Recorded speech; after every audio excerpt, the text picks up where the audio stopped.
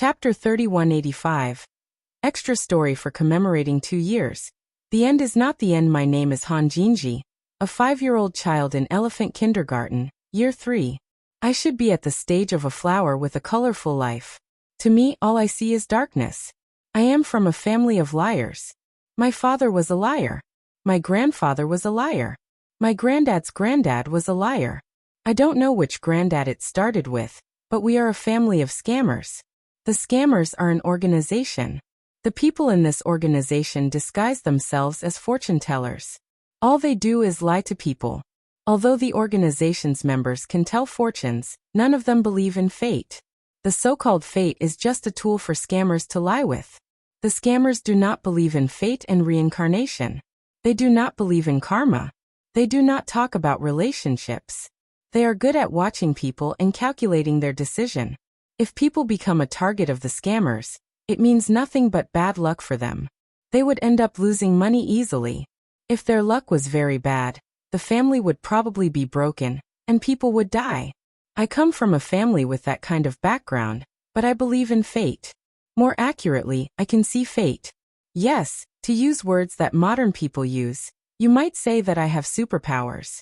My powers enable me to see things. My powers enable me to see more than the fate of a person. Every substance in this world can be seen through by me, and I can analyze the fate of all. For example, I can see the results of the next lottery. I will be able to tell what the lottery numbers are. If I wanted to, I could see which horse will win in the next horse race. I can even tell what job people will end up doing, who they will end up marrying, and where they'll die. If I choose to, I can see everyone's ending. Although my powers cannot enable me to see one's progress, seeing the end, which is all I can do, is enough. I am like a cheater who can see all the answers to an exam. It does not matter how I get somewhere. As long as I can see the answers, it does not matter. I cannot be wrong. Some people think this is great. It is like living the life of a cheater. It certainly makes people jealous and crazy, but I would rather not have any power. The power to see the fates of all has led me down a dark life. Although I am only 5 years old, I carry the weight of an old man on his deathbed. I am not interested in anything. In kindergarten, I have a very good friend. He loves to play football. His dream is to become a football-playing superstar.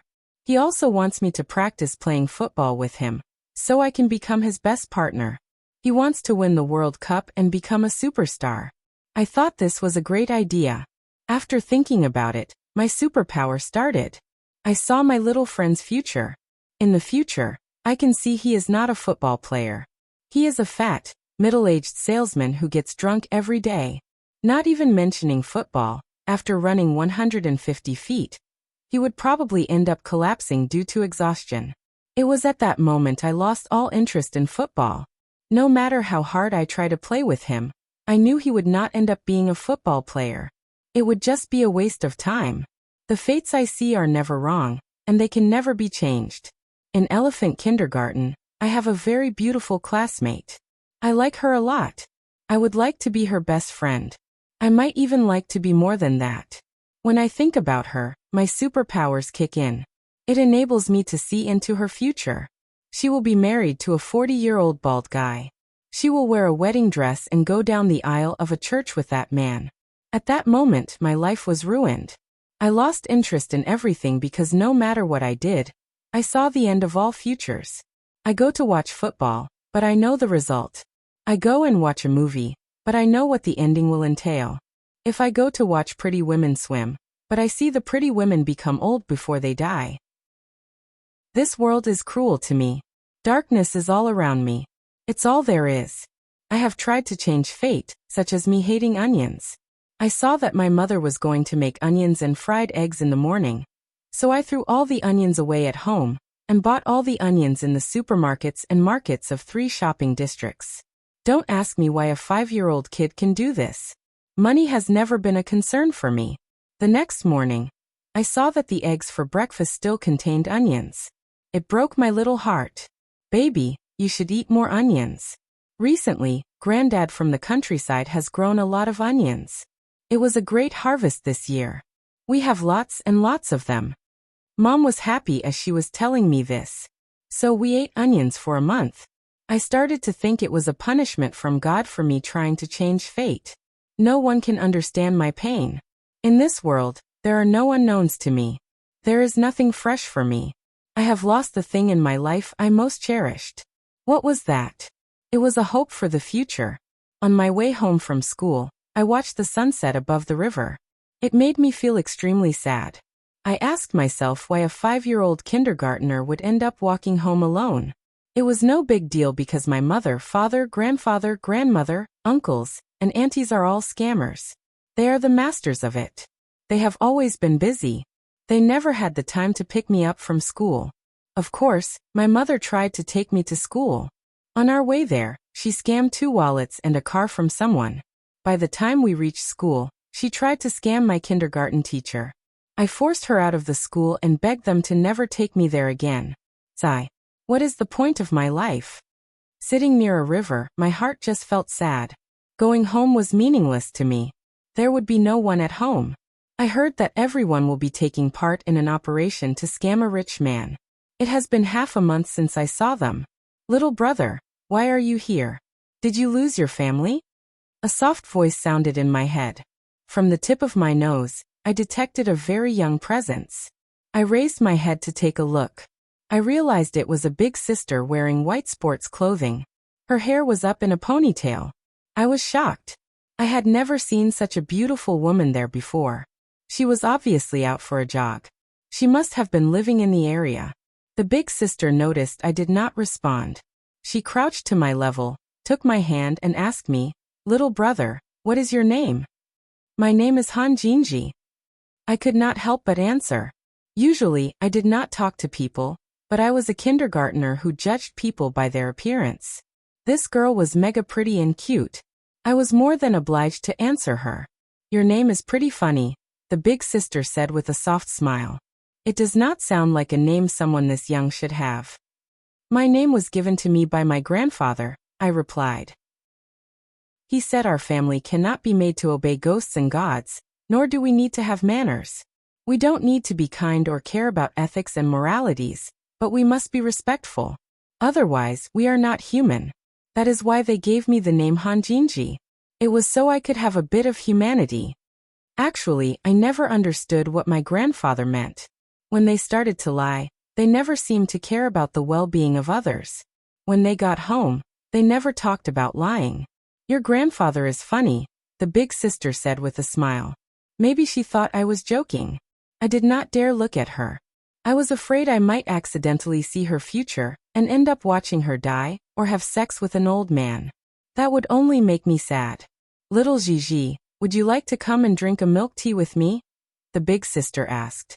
Although I did not like milk tea, I was a kindergartner who judged people via their appearance. Therefore, I nodded in acceptance. I grabbed her hand and followed her to a milk tea shop. I was not afraid of her being a human trafficker. When I was free, I helped 2 human traffickers who once tried to sell me. When I left, they thanked me. The big sister was cute and nice. Drinking milk tea with her made me very happy. It made my sorrows fall out of mind for a time, which led me to eventually look at her. It was at this time my damned abilities of clairvoyance kicked in. The scene that broke my heart played in my head. The beautiful and cute big sister got out of a red sports car. Then, a group of people dressed in black gunned her down. Her blood spilled out like flowers. Without a doubt, she was going to die. My mood dropped into another realm of darkness. I only saw the future without knowing how or when it would happen. I also did not know where it would happen. Whatever the case might have been, I could not stop it from happening. I hated myself for having powers like that, and I hated myself for being even more useless. I did not want things to end that way. The big sister could see I was looking upset. With genuine worry, she asked me what was wrong. "Little Gigi, what is wrong?" "Big sister, can you not drive a red sports car for a while?" I tried again to change her fate. "Why?" the big sister asked with a weird look. "I can see the future. If you drive a red sports car, your life will be cut short." I knew this would be very hard for her to believe, but I really wanted to convince her. I did not want to watch her die. The big sister looked surprised. She used her soft hands to touch my head. She smiled and said, "Little Gigi, you are concerned for my well-being. I thank you very much for that, but I am not going to die. I knew you would not believe me, but the future cannot be changed." I was very disappointed. I felt an ache in my heart. I hated myself for being so useless. The big sister grabbed my hand and looked serious. She said, "I believe you, little Gigi. You just need to remember that the end is not the end.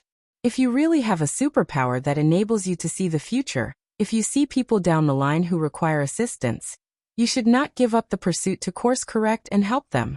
It does not matter what happens in the end. Just try your best to do your job. Is that okay?" My mood was terrible. All I did was nod. I didn't even listen to her properly. I left the big sister in a sour mood, but I kept thinking that I could not let this go. She was a kind and cute big sister. I could not sit idly by and let her die. Even if God wants her dead, I must do what I can to save her. My heart suddenly mustered the courage needed to fight. Although I did not know her name or know where she lived, it was not a big problem for people who were born into a family of scammers. Scammers were very good at gathering information and predicting things. I thought about the future scenes. The location where the big sister got killed was at a large crossroads. There were no signs. Judging from the plants near the road, there was only one place in the city it could have been. The telltale sign was the allen grass. When it happened, it had to be in this city. The width of the main road was 120 feet. There are only 3 main roads with a width like that. I kept analyzing the images I had. I studied a map to try and find my target. Judging from the moon's location, the time should be around 10 a.m. It is tonight. I looked at the time. It was 5 minutes away from the time of the hit. No. I hated myself for not trying to save the big sister sooner. If I had been able to do things sooner, I might have been able to keep her safe. Before we parted ways, I should have gotten her phone number. That could have helped this situation be avoided. I madly ran out of the room. I stole the bike my mom rode to buy food each day, and went as fast as I could to the location I had determined the event would be taking place. The traffic rules and lights could all go to hell. I had to save Big Sister. I rode as fast as I was able to, but the bike felt as if it was no quicker than a snail. I watched time go by. I was in a huge rush. Finally, I arrived at the street I saw in my future vision. I saw Big Sister's red sports car. She got out of the car. She was very pretty that night. She was wearing a red jacket and stockings. Her heels looked very attractive. At the same time, I saw men in black holding machine guns. Big Sister, hurry, run. I was too late to save Big Sister. I rode as fast as I could to the men in black and shouted, "Tada!" Pang. The sound of the guns and a collision made their noises louder. I steered my bike to hit the men in black. The men in black fired their guns, but they did not hit the big sister. This is great. I did not think about what the result might have been. I just felt happy about saving the big sister. I had never felt this happy before. Cut. Cut. Cut. Who is this kid? I am sorry, director. That is my friend. After falling onto the ground, I saw a middle-aged man with a megaphone. He was shouting madly. People were using all kinds of tools around. The big sister apologized to the middle-aged man. I had an emotion overwhelm me that had never happened before. I was frozen. The big sister came in front of me. She held me in her arms and asked with worry, "Little Gigi, thank you for saving me. Are you okay?" "I am fine. I am just glad you are okay." I was finally starting to realize what had happened. I was not annoyed by my mistake. I actually thought it was rather wonderful. After I told my 5-year-old story, I lit up a cigarette and breathed deeply. I exhaled the smoke. With a righteous look, I said, "Ever since that time, I understood that the end was not the end. If I found people who needed help, I would help. I would ask for their phone numbers. Although the chances are 1 in a million, I have decided to save whoever I can." It was the promise I made to that big sister. The pretty girl sitting next to me looked at me. She looked scary. She was like a volcano about to erupt. She madly shouted, "Hanjinji, is that why when I went to the bathroom you decided to ask that pretty woman for her phone number?" Slap. What happened next was a slap. There was then the scene of a pretty woman madly leaving. Fine. I admit it.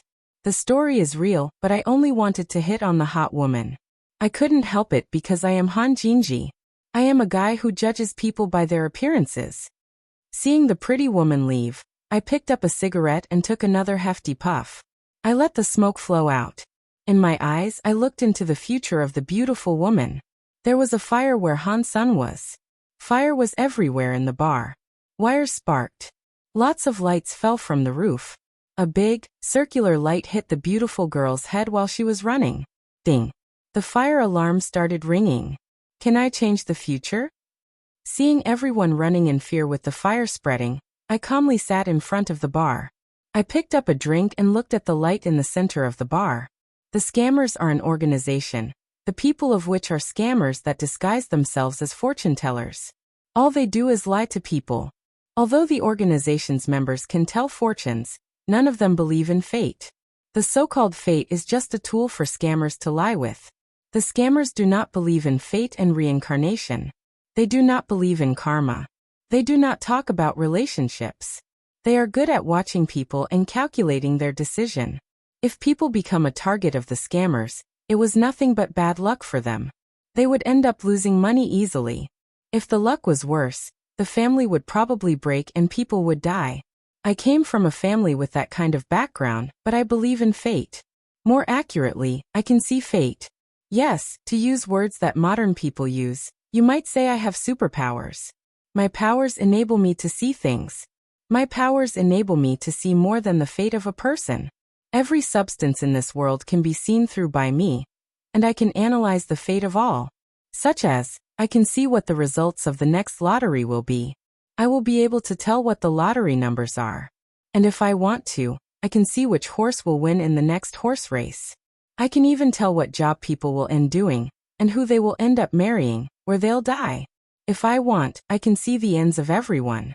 Although my powers cannot enable me to see one's progress, seeing the end, which is all I can do, is enough. I am like a cheater that can see all the answers to an exam. It does not matter how I get somewhere, but as long as I can see the answers, it does not matter. I cannot be wrong. Some people think this is great. It is like living the life of a cheater. It certainly makes people jealous and crazy, but I would rather not have any power. The power to see the fates of all has led me down a dark life. Although I am only 5 years old, I carry the weight of an old man on his deathbed. I am not interested in anything. In kindergarten, I have a very good friend. He loves to play football quite a lot, and his dream is to become a football-playing superstar. He also wants me to practice playing football with him, so I can become his best partner. He wants to win the World Cup and become a superstar. I thought this was great, but after thinking about it, my superpower had only just started. I saw my little friend's future. But in the future, I can see he is not a football player. He is a fat, middle-aged salesman that gets drunk every day. Let's not even mention football, but after running 50 meters, he would probably end up collapsing due to exhaustion. It was at that moment I lost all interest in football. That was because no matter how hard I try to play with him, he will not end up being a football player. It would just be a waste of time. The fates I see are never wrong and they can never be changed. In our elephant kindergarten, there is a very beautiful classmate of mine. I like her a lot. I would like to be her best friend. I might even like to be more than that. But when I think about her, my superpowers kick in. It enables me to see into her future, and in the future, she will be married to a 40-year-old bald guy. She will wear a wedding dress and go down the aisle of a church with that man. At that moment, my life was ruined. I lost interest in everything because no matter what I do, I see the end of all futures. I go to watch football, I know the result. I go and watch a movie, I know what the ending will entail. If I go to watch pretty women swim, I will see the pretty women become so old before they die. This world is so cruel to me. Darkness is all around me. It's all there is. I have tried to change fate, like me hating onions. I see in the future that my mother will make onions and fried eggs in the morning. So I throw all the onions away at home, and buy all the onions in the supermarkets and markets of 3 shopping districts. Don't ask me why a 5-year-old kid can do this. Money has never been a concern for me. But the next morning, I can see the eggs for breakfast still contain onions. It breaks my little heart. Baby, you should eat more onions. Recently, Granddad from the countryside has grown a lot of onions. It was a great harvest this year. We have lots and lots of them. Mum was so happy when she was telling me this. So we ate onions for a month. I started to think this was a punishment from God for me trying to change fate. No one can understand my pain. In this world, there are no unknowns to me. There is nothing fresh for me. I have lost the thing in my life I most cherished. And what was that? It was a hope for the future. On my way home from school, I watched the sunset above the river. It made me feel so sad. I asked myself why a 5-year-old kindergarten kid would end up walking home alone. It was no big deal, as my mother, father, grandfather, grandmother, uncles, and aunties are all scammers. And they are the masters of it. They have always been busy, never having the time to pick me up from school. Of course, my mother has tried to send me to school. But on my way to school, she scammed 2 wallets and a car from someone. By the time we reached school, she tried to scam my kindergarten teacher. I forced her out of the kindergarten and begged them never to come to take me to school again. Sigh. What is the point of my life? Sitting near a river, my heart just feels sad. Going home is meaningless to me. There will be no one at home, as I have heard everyone will be taking part in an operation to scam a rich man. It has been half a month since I saw them. Little brother, why are you here? Did you lose your family? A soft voice sounded in my head. From the tip of my nose, I detect a very young presence. I raise my head to take a look, and I realize it is a big sister that is wearing white sports clothing. She also has her hair done in a ponytail. I was shocked. I had never seen such a beautiful woman near there before. She was obviously out for a jog. She must have been living in the area. Little brother, what is your name? The big sister noticed I did not respond. She crouched to my level, took my hand, and asked me this question. My name is Hanjinji. I could not help but answer. Usually, I would not talk to people, but I was a kindergarten boy that judged people by their appearance. And this girl? She was mega pretty and ultra cute. I was more than obliged to answer her. Your name is pretty funny. It does not look like a name someone this young should have, the big sister said with a soft smile. This is a name that was given to me by my grandfather. He said our family cannot be made to obey ghosts and gods. And neither do we need to have manners. We don't need to be kind or care about ethics and moralities, but we must be respectful. Otherwise, we are not human. That is why they gave me the name Hanjinji. It was so I could have a bit of humanity, I said. Actually, I never did understand what my grandfather meant. When they started to lie, they never seemed to care about the well-being of others. But when they got home, they never talked about lying. Your grandfather is funny, the big sister said with a smile. Maybe she really did think I was joking. I did not dare look at her because I was afraid I might see her future by accident. End up watching her die or have sex with an old man. That would only make me sad. Little Gigi, would you like to come and drink a milk tea with big sister? The big sister asked. Although I did not like milk tea, I was a kindergarten school kid that judged people via their appearance. Therefore, I nodded in acceptance. I grabbed the big sister's hand and followed her to a milk tea shop. I was not afraid of her being a human trafficker. That was because when I was free, I sold 2 human traffickers that once tried to sell me before. And when I left, they thanked me. The big sister was so cute and nice. To drink milk tea with her made me so happy. It made my sorrows fall out of mind for a time, which led me to eventually look at her. But it was at this time my damned abilities of clairvoyance kicked in. The scene that broke my heart played in my head. The beautiful and cute big sister got out of a red supercar and then, a group of people that were dressed in black gunned her down. The blood of her body spilled out like flowers. Without a doubt, she was going to die. My mood dropped into another realm of darkness. I could only see the future, without knowing how or when it might happen. Neither did I know where it might happen. But whatever the case might have been, I could not stop it from happening. I hated myself for having powers like that, and I hated myself for being useless even more. I did not want things to end that way. Little Gigi, what is wrong? The big sister could see I was looking upset, and with genuine worry, she asked me what was wrong.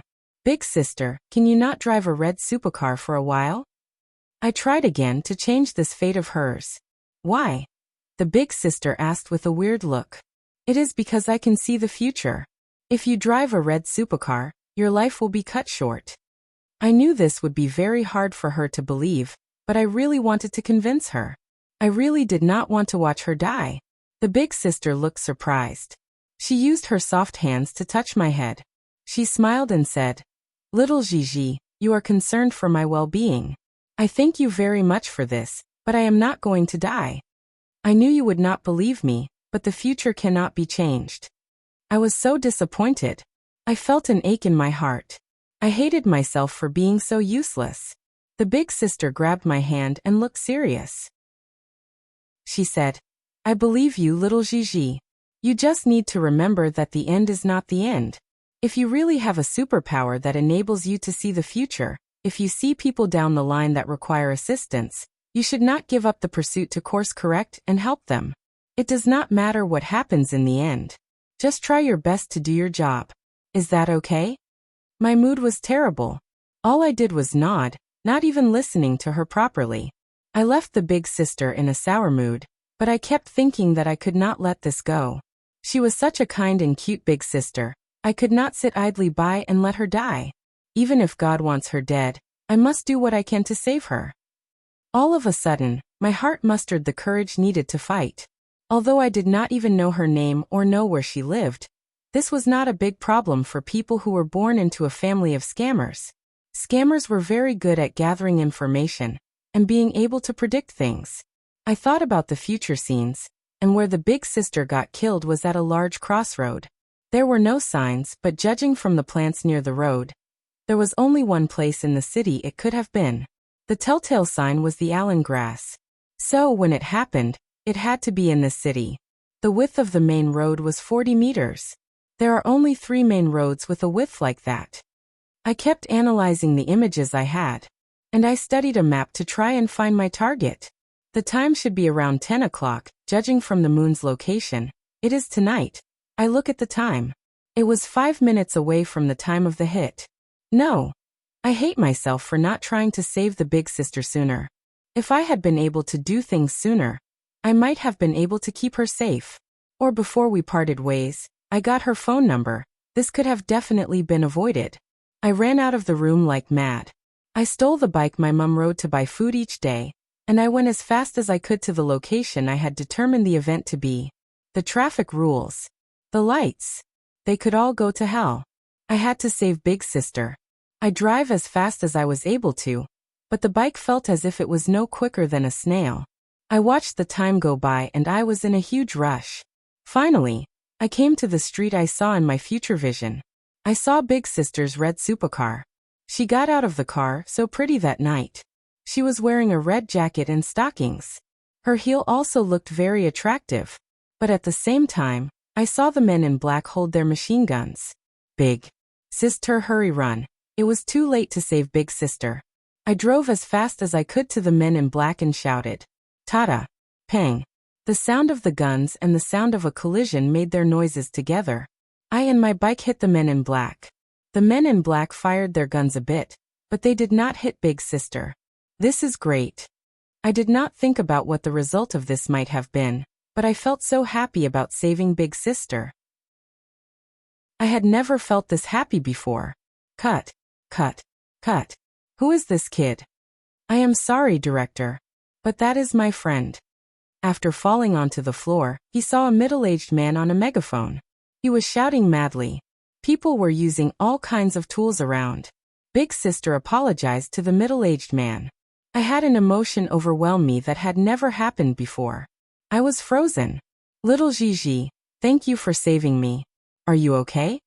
Big sister came in front of me. She held me in her arms and asked with worry, "I am fine. I am just glad you are okay." I was finally starting to realize what had been happening. I was not annoyed by my mistake. I actually thought this was rather wonderful. After I told my 5-year-old story, I lit up a cigarette and breathed deeply. I exhaled the smoke and with a righteous look said, Ever since that time, I understood that the end was not the end. If I found people that needed help, I would help. I would ask for their phone numbers. Although the chances are 1 in a million, I have decided to save whoever I can. It was the promise I made to that big sister. The pretty girl that sat next to me looked at me. She looked so scary. She was like a volcanic eruption. She madly shouted at me, "Han Jinji, is that why when I went to the bathroom you decided to ask that pretty woman for her phone number?" Slap. What happened next was a slap.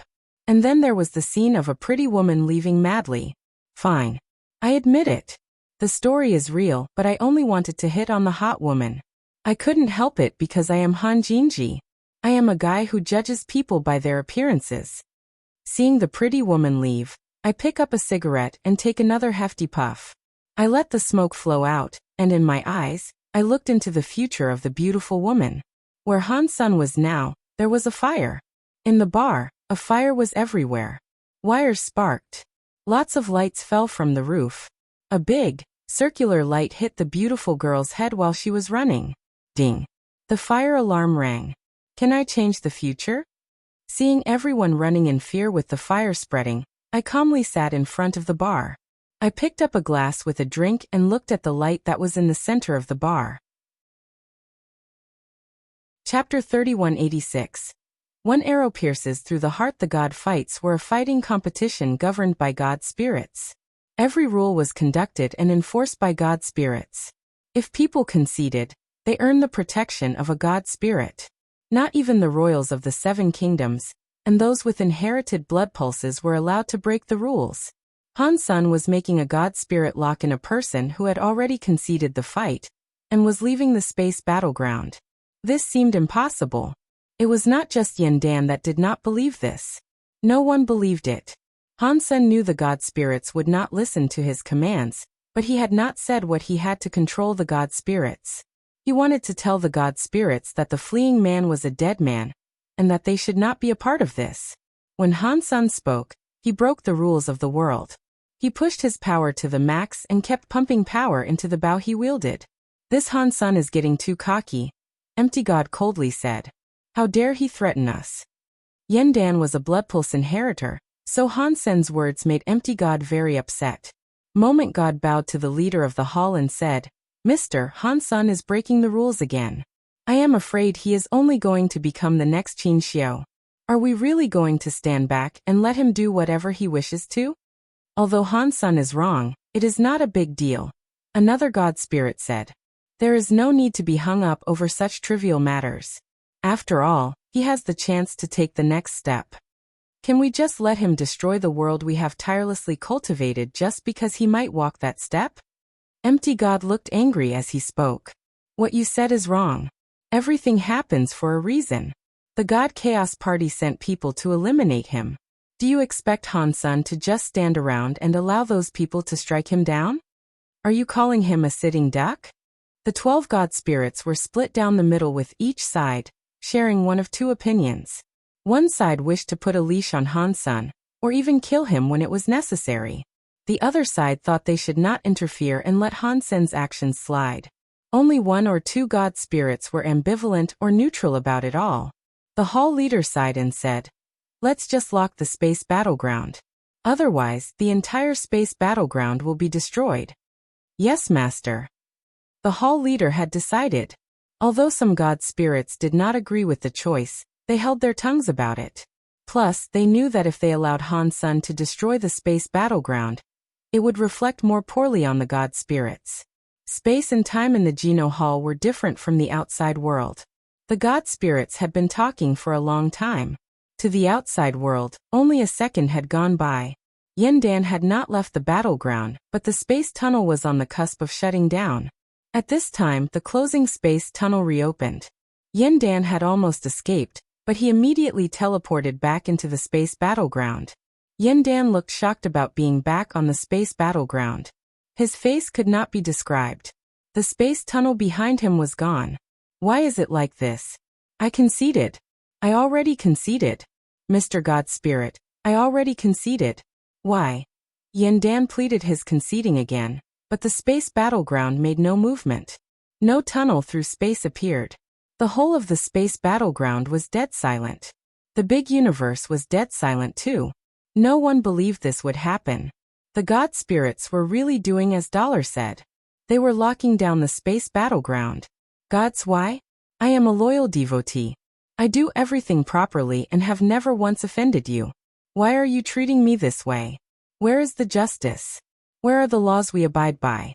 Where are the gods now? Yandan sadly roared. He questioned the sky. The Yen Kingdom's people and nobles all looked angry. From what they saw, Yandan had received unfair treatment. You disobeyed the god spirits. That means you should die. Han Sen's voice sounded cold. It was like he was commanding God's judgment. He let go of the bowstring he had pulled back as far as he could. It looked like a full moon. The moment the arrow left its string, it vanished. Yandan could not see the arrow. He was shocked and scared. He knew he could not protect himself from the power in that arrow. He wanted to live, so he released the 3 rare gene races that combined with him. There was a god bird made of fire, a demon-eye weird snake, and a black-backed white-belly yen. They all appeared in front of Yandan. They all shielded him. The power of the 3 rare gene races exploded. They formed a line in front of Yandan. At that moment, it was like an invisible power pierced through the bulwark. The bodies of the 3 rare gene races were blown through, leaving a bloody hole in each as the invisible force passed through. The invisible power did not stop there. Yandan's head, behind all the gene races, became the recipient of a hole. Now the audience was able to see that the black arrow had managed to stick into Yandan's forehead. It went through the back of his head and disappeared into the nether. Pang! The 3 rare gene races exploded at the same time. They turned into a sky full of blood rain. Yandan's corpse fell from space with his eyes wide open. The universe went dead silent. Everyone felt a chill run down their spines. One arrow had managed to eliminate 3 rare gene races and kill the elite, Yandan. That violent arrow technique frightened all those who watched it. The most shocking part was the fact that the arrow was able to kill Yandan after he had conceded the fight. The implications of this were far scarier than the arrow itself. Although Dollar said Yandan had committed blasphemy upon the god spirits, people who knew about this suspected that Yandan had done something he shouldn't have. He should not have associated himself with the god chaos party. Even so, the god spirits still broke their own rules. A man who made the god spirits bend one of their own rules was scarier than the arrows he could fire. People were frightened to think about something like that. This arrow did not just murder someone. It killed the hearts of many people. The kings of the 7 kingdoms all strangely looked at the body on the space battleground. The royals represented law and order, but that body was able to break the rules of the god spirits. That rule destroyer made them feel extremely worried. Is Dollar a god chaos party member? An elite thought. Most did not think so. A member of the god chaos party could not participate in a god fight. Otherwise, Rocky D would not have helped Yandan. He could have done this himself. Yet, Dollar was not a member of the god chaos party member, but could still do that.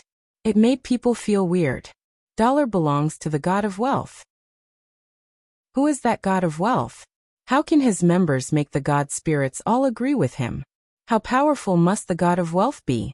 Is he a reboot god spirit? People really wanted to find out where the god of wealth temple resided.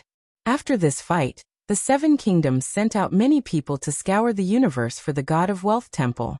After Han Sen murdered Yandan, he quit the space battleground and returned to the phone castle. He knew Bauer was probably fine, but he was still worried. Chapter 3187.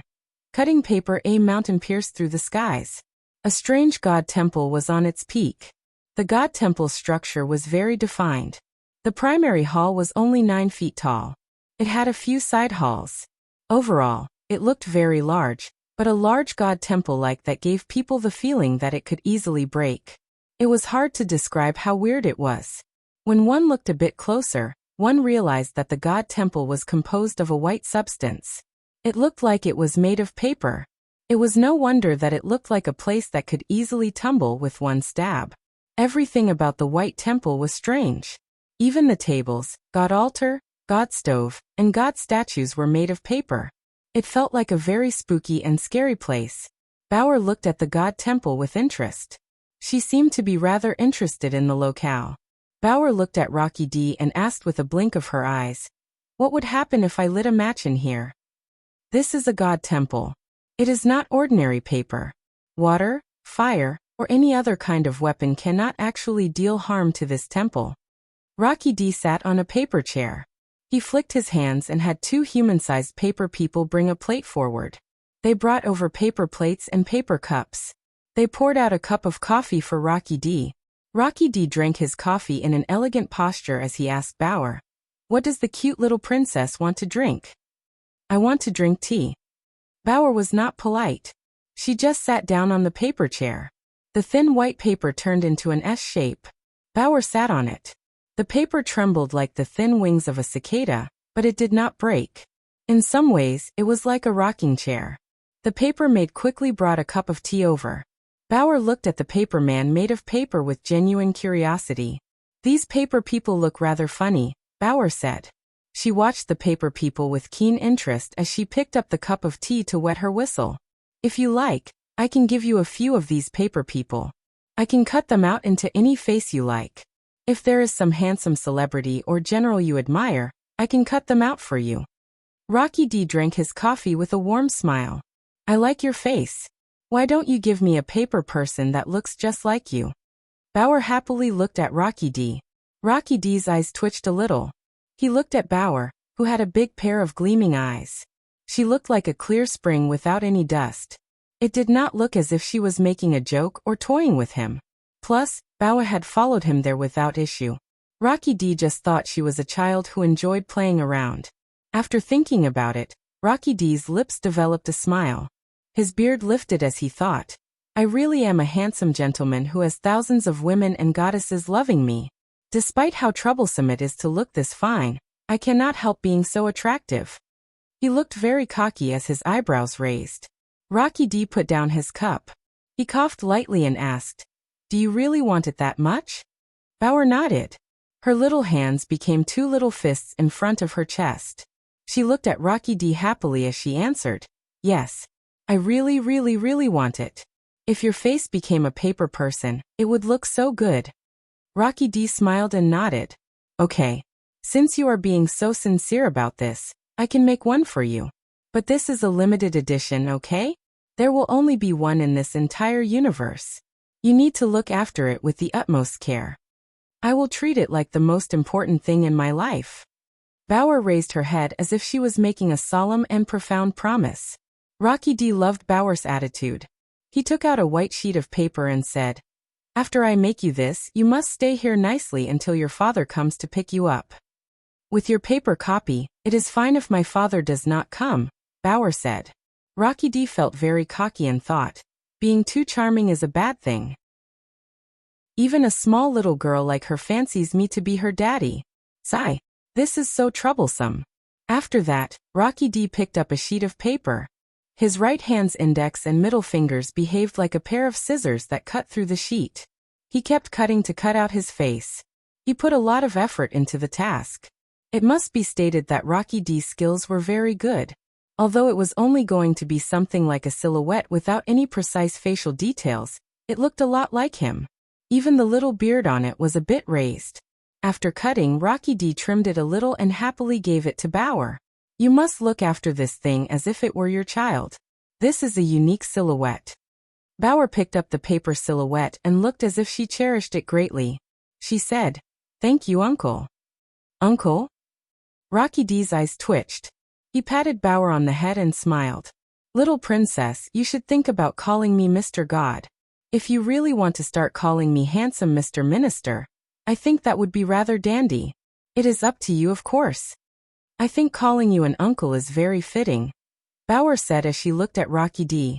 Rocky D's face looked rather glum. He grunted. "Whatever. You just stay here and sit still until Hansun comes to pick you up." "Okay. If you are here with me, it is fine if my father does not show," Bauer said with a laugh. "I do not have any time to play around with you. You can entertain yourself to pass the time." After Rocky D said that, he readied himself to leave. "No, I want you to play with me," Bauer said with a shake of her head. "Who in this world would waste time playing with you? Besides, I am a very busy man. Rocky D wanted to ignore Bauer. He turned around and walked out of the god temple. After walking a few steps, he felt as if his body was no longer listening to him. He could no longer control his body. He walked back to Bauer. What? What is going on? Rocky D's face changed. He tried using power to control his body, but it did not work. He then saw Bauer playing with the paper man he had just made. Salute! Bauer was holding the paper man. She made the paper man perform a saluting gesture. Rocky D's body lifted its right hand by its own volition. He had no say in it. He was suddenly just like the paper man. He performed the saluting gesture. Rocky D's face changed. What? How is this possible? She has that control power. Isn't she a human girl? A human girl at that age should not have such wicked powers. Even with a powerful gene race, there is no way she could channel so much power without fault. She did not even combine with a gene race. What is going on? Rocky D now regretted his deeds.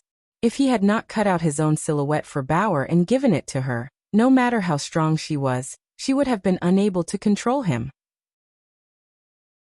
Aside from himself and one of the 12 annihilation god spirits, he never thought there would be another being with the same type of power and powerful enough to control him. Even the god spirit from the 12 annihilation god spirits would have been unable to control him completely with his paper shape. Take a dump. Bauer moved the paper man to open its legs and squat into a pooping position. No. I am a gentleman. How could I perform such an embarrassing action? Rocky D shouted at the top of his lungs. His face turned red. He wanted to smack a wall. But he could not control his body. He looked like the paper man who was taking a dump. Chapter 3188. Blood pulse test. Pick your nose. Crawl like a dog. Pee like a dog. Bauer was playing with the paper man. Rocky D was feeling grossly embarrassed. Why don't you just kill me? Rocky D madly shouted at Bauer. Uncle, why would I kill you? You are such a nice person. If you die, no one will be able to play with me. Bauer replied as she tilted her head and looked at Rocky D. Rocky D had asserted the position of a dog peeing as he madly replied. Who are you? There is no way you are Hansen's daughter. He felt as if he had been well and truly tricked. She was such a powerful person, so how could she have been the daughter of a human? Uncle, your question is so strange, Bauer said as she looked at Rocky D with confusion. I am my father's daughter. That is impossible. You cannot be Hansen's daughter. There is no way a human can bear a daughter like you. Rocky D could tell that Bauer was not lying. Despite how little he believed it, it appeared as if she was telling the truth. His heart jumped. He blinked and he said, I think Hansen must have told you a white lie. He is not a father. He is a fake one. That is complete and utter nonsense, Bauer said with a smile. I am my father's daughter. Rocky D quickly replied. It is easy to find out if you are Hansen's true daughter. All we have to do is conduct a test to find out the truth. How would we test that? Bauer asked with curiosity. There is a treasure behind the god temple, Rocky D said. It is a treasure that belongs to the god Chaos Party. All you must do is put a drop of blood into that god item. The god item can then analyze your genes. It will trace you back to your very origin and find out where you were from. It can trace your ancestors. Really? That is interesting. After Bauer said that, she walked behind the god temple. She was still holding the paper man. Rocky D followed Bauer behind the god temple, but not by his own will. The two of them went to the back of the primary hall. They saw something that sort of looked like a well. A bronze tripod was in the center of the well. Although the tripod was only 3 feet high, it looked very old. The tripod had many mysterious symbols on it. Bauer looked at the bronze tripod and asked, Is that the treasure you are referring to? That is so simple. Rocky D quickly said, Do not look at it like that. Of course, it may look very normal, but this bronze tripod was made from the genes of a god. It has an incredible amount of power, and there is only of them in existence. You will never be able to find another one of these for as long as you live. Is it really that unique and good? Bauer asked as she looked at the tripod. Did you say I can find out who my family is through one drop of blood? Yes, Rocky D said.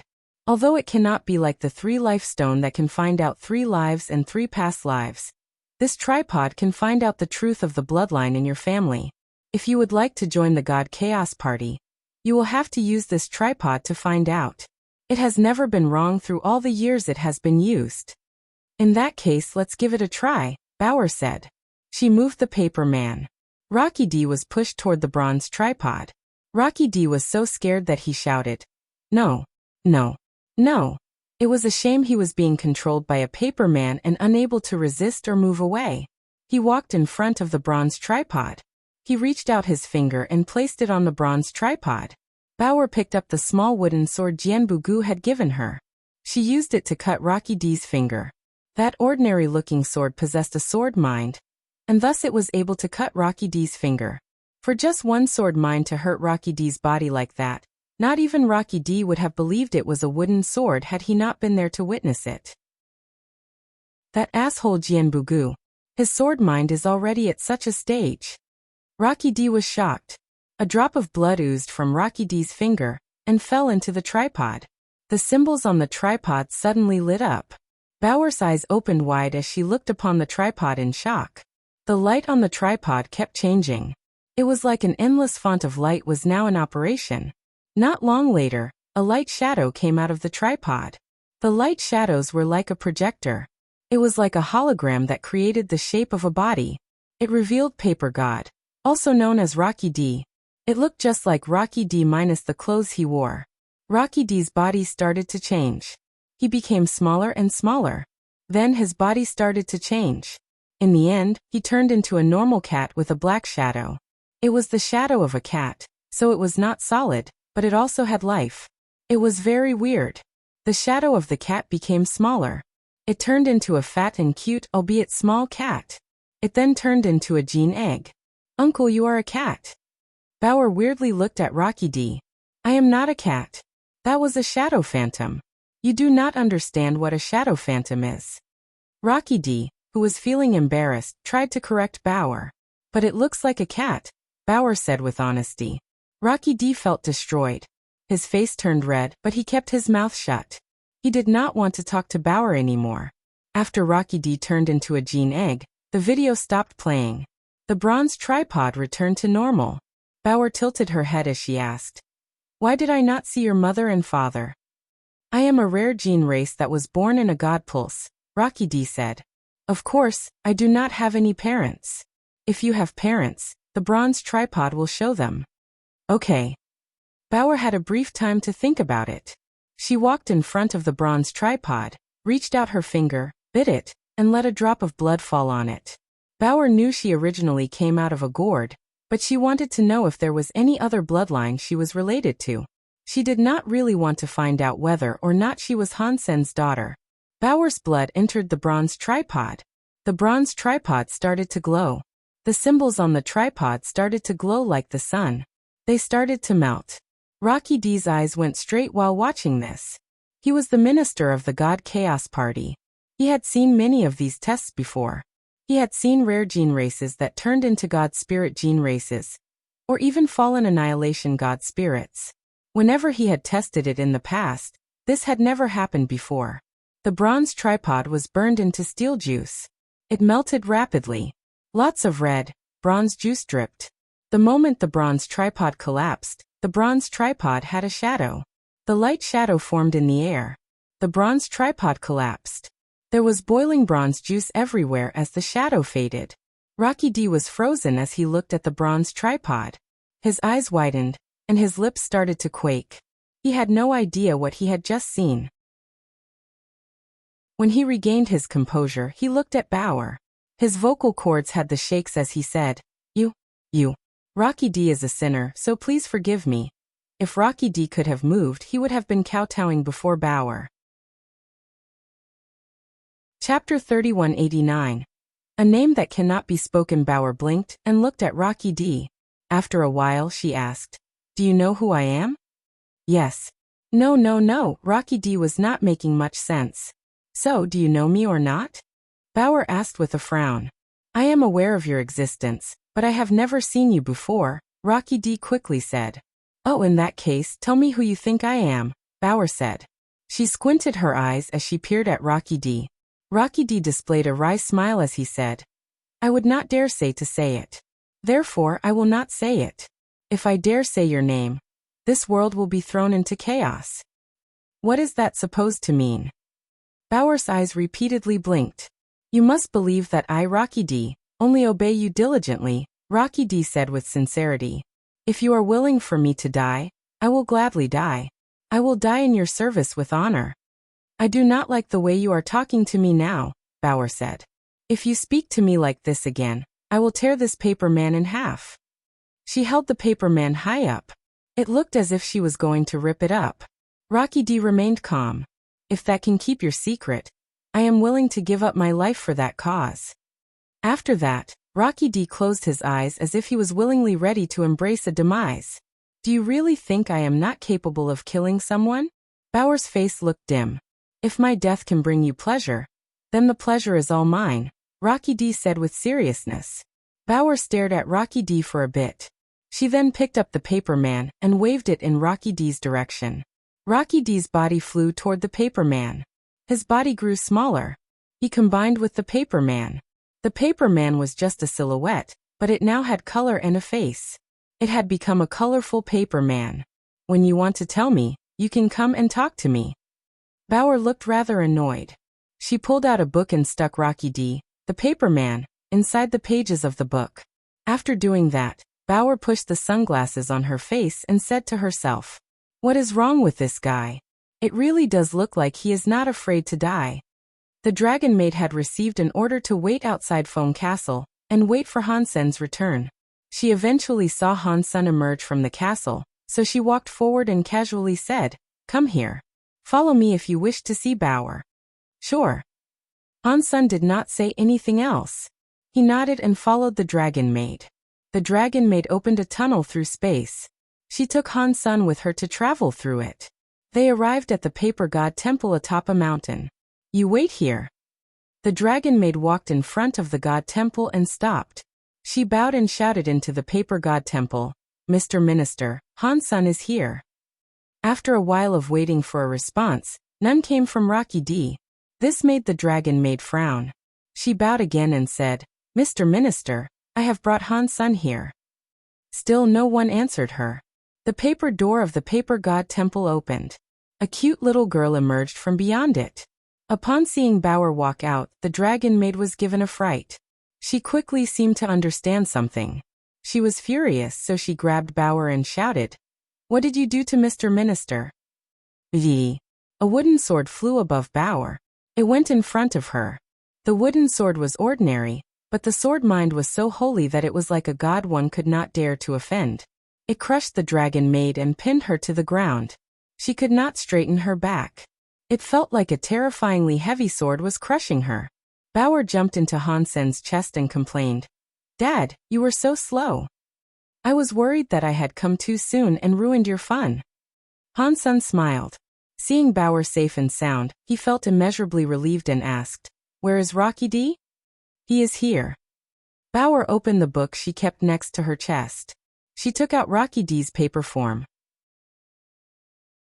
This is Rocky D. Hansen looked at the paper man with shock.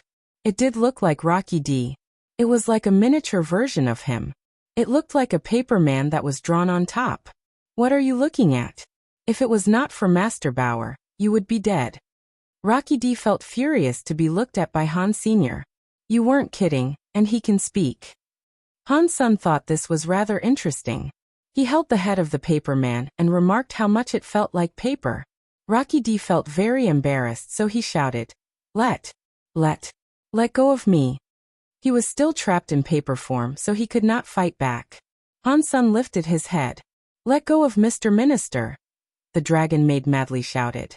She wanted to stand up, but the sword mind power made her bones crack. It looked as if she was going to break. She could not stand up. That is a very powerful sword mind. Mr. Jian is stronger than I thought.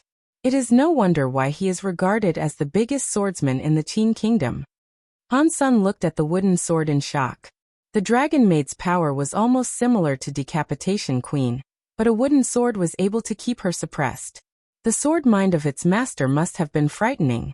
Han Sun gave the paper man of Rocky D to Bauer and asked her with curiosity, "How could he be like that?" Bauer pushed her sunglasses and smiled. "I simulated his power and used it back on himself. His powers were quite interesting. I forgot about that trick." Han Sun only just remembered the treasure sunglasses she had. He did not expect the power of the sunglasses was effective even in the universe of kingdoms. Bauer looked strange. She told Han Sun about her experience with Rocky D. Han Sun was surprised to hear it. He looked at the paper man version of Rocky D and asked, "Rocky D, do you know something about Bauer's history? If you tell me, I can let you go." Rocky D looked at him with disdain. He lifted his lips and said, "You do not have the credentials needed to talk to me. Talk to my dad nicely." Bauer reached out her hand and squeezed Rocky D's face. "Ow, ow, ow," Rocky D screamed. "Whatever," Han Sun said. "Let's just go back. Bring Mr. Jian's wooden sword. I am sure it is very important to him, so we should do our best to return it to Mr. Jian." The wooden sword was an ordinary item, but the sword had Jianbugu's sword mind. It was like Jianbugu's self-sword. Han Sun did not understand why Jianbugu would use a wooden sword for a self-sword. No matter how strong a sword mind was, it was very weak. If Mr. Jian encountered an enemy that was as strong as he was, the sword would be rendered useless. Bauer took back the wooden sword. The dragon maid was free. She turned into a big, black dragon and roared at Han Sun and Bauer. Pang! Han Sun gathered up power. He punched the dragon maid and sent her flying. The giant body was like a mountain that was shaking. "Do not kill her." Rocky D shouted. "Dad, just let her live," Bauer said with a blink of her eyes. Chapter 3190. Guessing. Han Sun and Bauer went to the Feng family castle. The dragon maid followed them from behind. She knew she would be unable to fight them, but her resolve had not been completely dissolved. Han Sun was a bit worried. Instead of chasing the dragon maid away, he had allowed her to come back to the Feng family castle. He took the Rocky D paper man from Bauer and went into the garden. "Rocky D, I have things I would like to tell you." Han Sun put Rocky D on a stone table. He glanced at the dragon maid, who was staring at them intently. Rocky D moved his paper body. He was feeling a bit uncomfortable, but he still told the dragon maid, "You can wait outside the garden." The dragon maid adhered to the command and waited outside the garden. Even from there she still watched. After the dragon maid left, Han Sun spoke to Rocky D. "Rocky D, you seem to know something. Why don't you spill the beans?" Rocky D patted himself on the chest and coldly replied, "What makes you think you have what it takes to talk to me in such a capacity?" "I am Bauer's father," Han Sun coldly said. Rocky D immediately jumped and said, "You do not have what it takes. If you dare to say that you are Master Bauer's father, I will kill you." Han Sun smiled. "You cannot deny I was the one who raised her from a baby." Rocky D moved his lips, but he did not say anything. "If you are not willing to say anything more, then how about I guess?" Han Sun asked with a smile. He had experienced far too many problems in his lifetime. He was confused about many things. The more time he had spent guessing, the more experience he had when it came to guessing. Upon seeing Rocky D not speak, Han Sun started to talk to himself. "You call her Master Bauer and are so polite to her. That must mean she has a higher position than you. That also means she is stronger than you. People like you would go and fight a god spirit. At the end of the day, you managed to be stronger and at a higher level than them. So, why would you treat a child like a master? Yet you are. For that, there can only be one possibility. You and Bauer have some sort of connection. Or perhaps you owe her a favor of some sort." Rocky D coldly grunted. He did not actually say anything. Han Sun laughed and went on to say, "No matter whether or not you owe her a favor or if you two are related, people like you would remember her. You would not forget her. There is no way you did not recognize her in the beginning, yet you did not recognize her in the beginning. It was not until you conducted the test did you change your approach to her. You obviously saw something in the test that enabled you to recognize her." Rocky D did not say anything. He merely coldly stared at Han Sr. "I heard Bauer say that the bronze tripod was a treasure of the God Chaos Party. It is an item that enables a member to test their blood, and there is only one such tool in existence. Han-sun looked at Rocky D and said, but this bronze tripod is only able to test blood. It cannot determine one's past life. If it was like that, it would not be a reincarnation. You only saw Bauer in this life, and you only recognized who she was in this life. Why did you not recognize her in the beginning? You only recognized her after seeing Bauer's blood pulse light shadow. Han-sun squinted and peered at Rocky D. He then asked, do I need to keep talking? I do not know what you are talking about, Rocky D coldly replied. Han-sun looked at Rocky D and said, Bauer is in danger. She is in big danger. Am I correct? Yes. If I were you, I would let her go. Let me and Bauer leave this place. Rocky D spoke the words in an ordinary tone of voice. I believe what you say is true. If I do not let Bauer leave and do not want you to return to your former self, what do you expect will happen? I think the God Chaos Party will not let you, Mr. Minister, simply vanish and disappear from the world. Rocky D's heart jumped. Before he spoke again, Han-sun said, I and Bauer are like father and daughter. It does not matter whether you accept that fact or not. I will not allow her to leave my side. I do not think Bauer will want to leave my side either. You do not have the power to change that. So if you really are standing on Bauer's side, I think there is a thing or two you can tell me. This time, Rocky D did not deny things.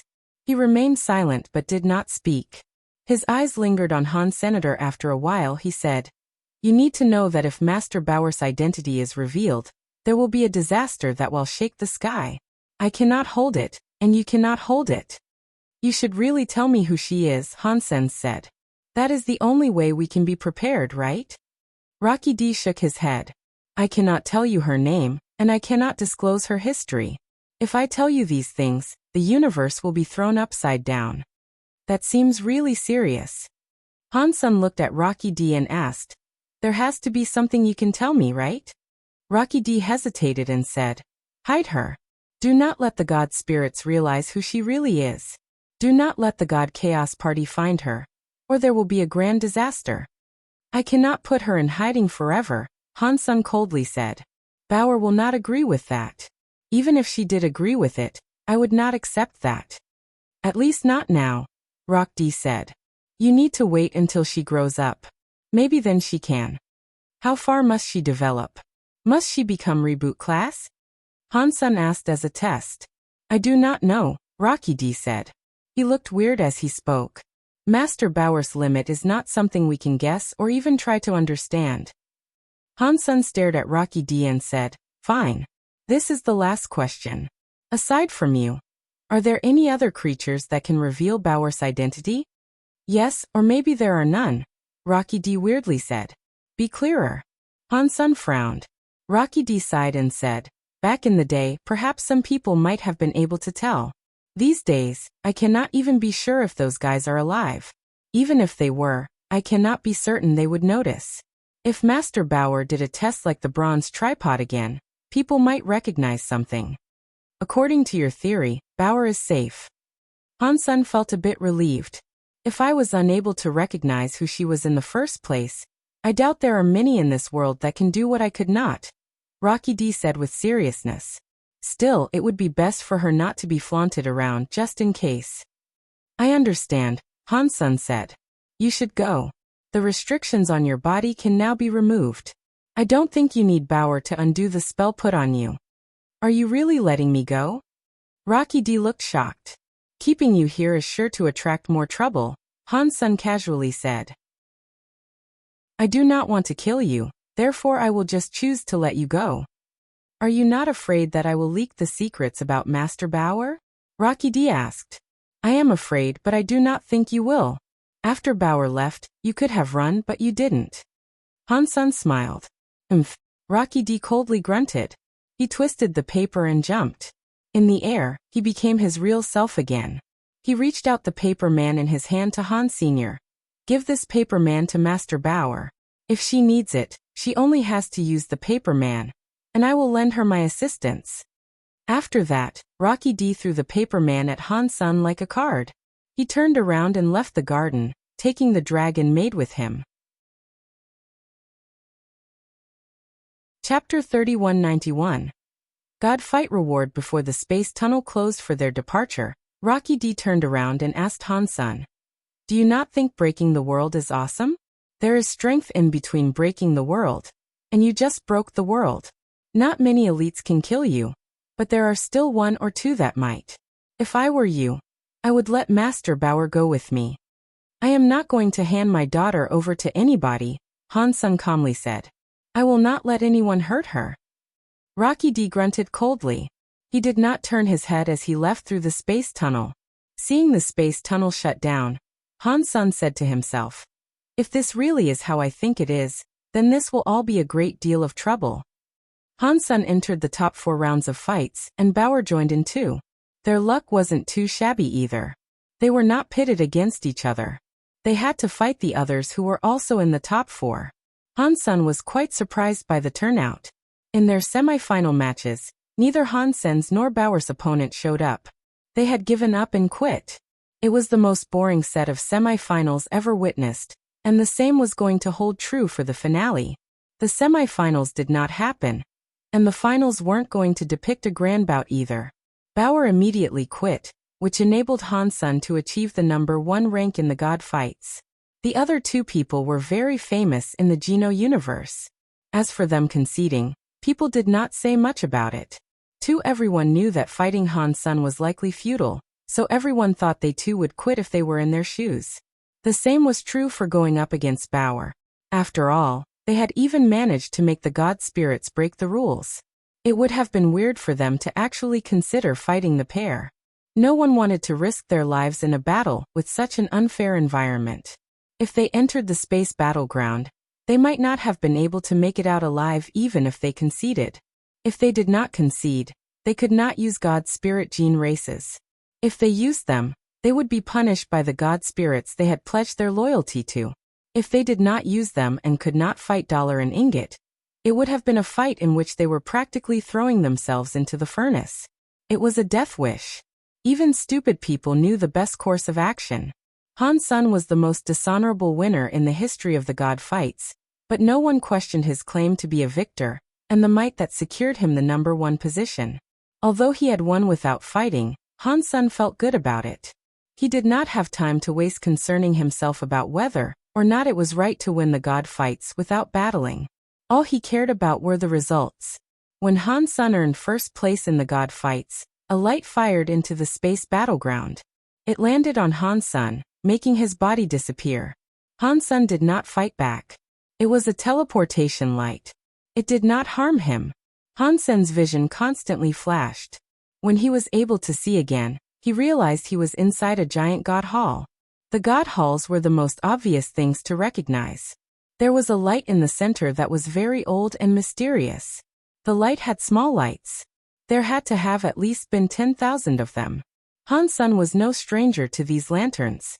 The 10,000 lanterns were race lanterns. Every race lantern had the race's name on it. The first was still the very high. Han Sun carefully looked at the race lanterns. He did not, strangely enough, see a human race lantern. Obviously, the humans had yet to light up their lanterns. The elusive god was sitting on the god throne of the God Hall. Han Sun was very familiar with that bloke. Now he should have called him God Hall Master, the strongest reboot god spirit in the universe. It is impossible for humans to light up a lantern for themselves, God Hall leader coldly said. I have already told you that humans should not exist in the Geno universe. Their existence makes sense, Han Sun said with a laugh. If humans already exist in the Geno universe, why can we not light up a lantern? The fact you can't means you can't, God Hall leader said. There is no why. You just can't. If humans really did light up a lantern in the Geno universe, let's not mention the others for a moment, but even God spirits like me would not ignore such an event. Letting the crystallizers light a lantern is the best we can do. Fine.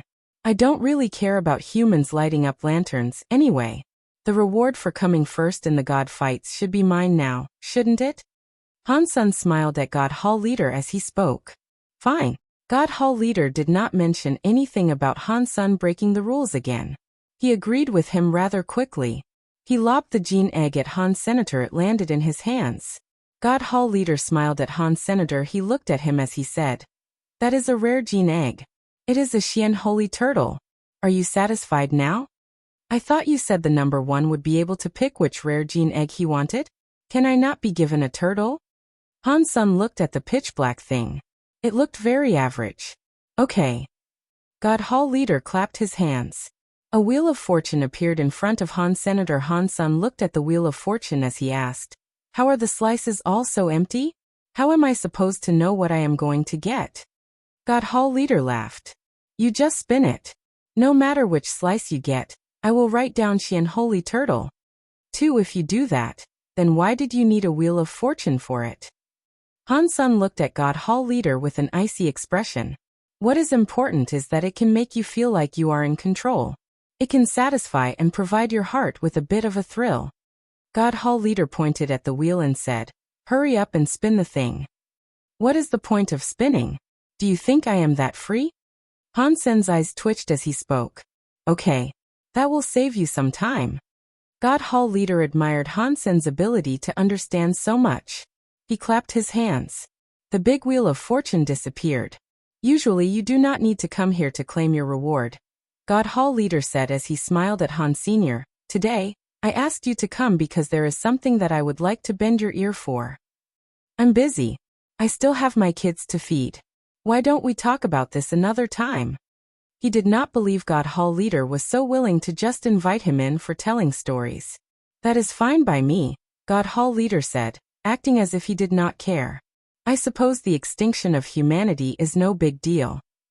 "What is going on?" Han Sun had to concede. God Hall Leader asked, "You have been to outer sky where the very high roam, correct? You know what that place is like." "I have heard it resides in a zone between the real world and the anti-material world," Han Sun said. "I never did find out if there was any validity to the claims." God Hall Leader nodded. "Yes. Outer sky really is a buffer zone that resides between the real world and the anti-material world. There should not be any glitches in a buffer zone like that, such as the lake that resides in outer sky. It is an outright crack between the real world and anti-material worlds. That is why people can fish up some stuff from that anti-material lake." Han Sun had already been able to guess that much. He had always been curious to learn about why a glitch like that existed. God Hall Leader seemed to see what Han Sun was thinking. He sighed and said, "This has something to do with God Chaos Party and the war against the God spirits. To put it simply, after a big fight and a reboot, the universe did not totally recover. There are many glitches in it now. That is why people like you and Qin Xiu are allowed to exist. You reincarnate between the real world and the anti-material world. That is why there are spirits like Moon God and Zhou Dong Lai. They carry memories over from a past life. You are not going to make me fix those glitches, are you?" Han Sun quickly asked. "I don't have the power to do that." God Hall Leader rolled his eyes. "I know you don't have that power. The God Chaos Party is in a buffer zone. They are trying to open a path through the real world and the anti-material world. Although they have not yet succeeded in doing so, it would be best if their antics were put to an end. Therefore," after saying that, God Hall Leader smiled and looked at Han Sr. Chapter 3192, God Chaos Party Old Nest. When Han Sun returned to the Feng family castle, he felt a bit depressed. The Xian Holy Turtle was good stuff. It was a rare gene race. It was just that it was a newborn baby that had recently hatched. It had a scary level of defense. After combining with it, one had a Xian Holy body. It enabled the body's strength to increase and gave it a shakeback power. The Xian Holy Turtle was good at everything. The only problem was the fact the Xian Holy Turtle used earth elemental powers. It did not go well with the Dongxian Sutra or Jade Skin. Therefore, it could not be used with the reverse gene races of those two skills. Han Sun was wondering if God Hall Leader was enacting payback for his behavior in the God fights. While giving him a decent reward might have seemed great, it was basically God Hall Leader giving him a gene race Han Sun had no use for. It made Han Sun feel terrible. "It looks like I will have to go to that buffer zone. Otherwise, getting rare gene races will be too difficult," Han Sun said with a sigh. He still used the black crystal armor to evolve the Xian Holy Turtle. Although he could not use it as a reverse gene race, it was still Han Sen's first rare gene race. If he was able to find a God Spirit blood pulse that went well with it, he could level it up as a God Spirit gene race. It would at least be useful in some capacity. 2. Seeing the Xian Holy Turtle in his Sea of Soul swallow the black crystal armor, it turned into a black orb. Han Sen remembered the things God Hall Leader told him. According to the theories of God Hall Leader, the powers to break the world were called Break World. Not many elites were actually able to use Break World. God Chaos Party's leader was one such individual, and Qin Xian was barely half of that, but others couldn't. The reason Qin Xiu was only half of that was that he used a glitch in the world to access the Geno universe. He did not use his own power to accomplish that. Han Sen was unable to break the world. The reason he was able to go to the universe of kingdoms was because of World God King's power. The Super God Spirit mode was strong, but he could not use it to break into another world. Han Sen had only just reached the Break World level. He was practically a beginner. He was still far away from the real Break World level. In fact, Han Sen was not just able to break the world. Even God Chaos Party's leader, who was the vice president of the God Chaos Party in the past, was unable to reach a Break World level. When there was a big fight and the universe had to be rebooted, the world was fractured with glitches. Now, God Chaos Party's leader was planning to use those glitches to make a tunnel that would enable access to the other universe. Han Sen did not know how forging a path between the worlds would benefit the God Chaos Party, so he asked about it. God Hall Leader looked at Han Sen, licked his lips and said, "The two are made from opposites. To the Geno universe, the universe of kingdoms is the anti-material world. To the universe of kingdoms, the Geno universe is the anti-material world. That means to one universe, the other can be considered hell. When the tunnel between both worlds opens, the creatures of these two universes can go between the universes. That would be like demons from hell crawling into the ordinary world. The two universes would be in chaos." Han Sen rubbed his nose. He knew God Hall Leader meant he was a demon, and he had nothing to defend himself against that claim. Since he had been in the universe of kingdoms, he hadn't exactly done anything positive. God Hall Leader also told Han Sen the creatures of the universe of kingdoms would have an extremely hard time when trying to practice Break World powers. If the two worlds were to be opened, there would be many creatures like Han Sen or Qin Xiu appearing who could easily learn Break World powers. The God Chaos Party wanted to absorb those creatures. If that situation did come to pass, there would be too many Break World people appearing. Even God spirits would be unable to maintain control of the world. The aftermath would undoubtedly be something quite severe. Fortunately for now, the world had glitches. Breaking the worlds would not be easy. The God Chaos Party was only in the initial stages of planning. Putting aside if it would work, if they wanted to break through it and did work, it would take 1 billion years to punch through a hole in the fabric of the universe. The God Hall Leader did not really expect Han Sen to be capable of destroying the God Chaos Party. He only wanted Han Sen to give the God Chaos Party some trouble. After rebooting, the two universes' buffer zones had been torn to shreds. Each layer did not connect. The outer sky, which belonged to the Very High, was just one layer. It was the one that was the closest to the Geno universe. There were 33 buffer zones in existence, similar to that of the outer sky. They were in places God spirits were unable to occupy. It was dangerous for God spirits to venture to such places. One, because the two universes had a space between them. The Geno Hall and the God Temple palaces would be unable to work.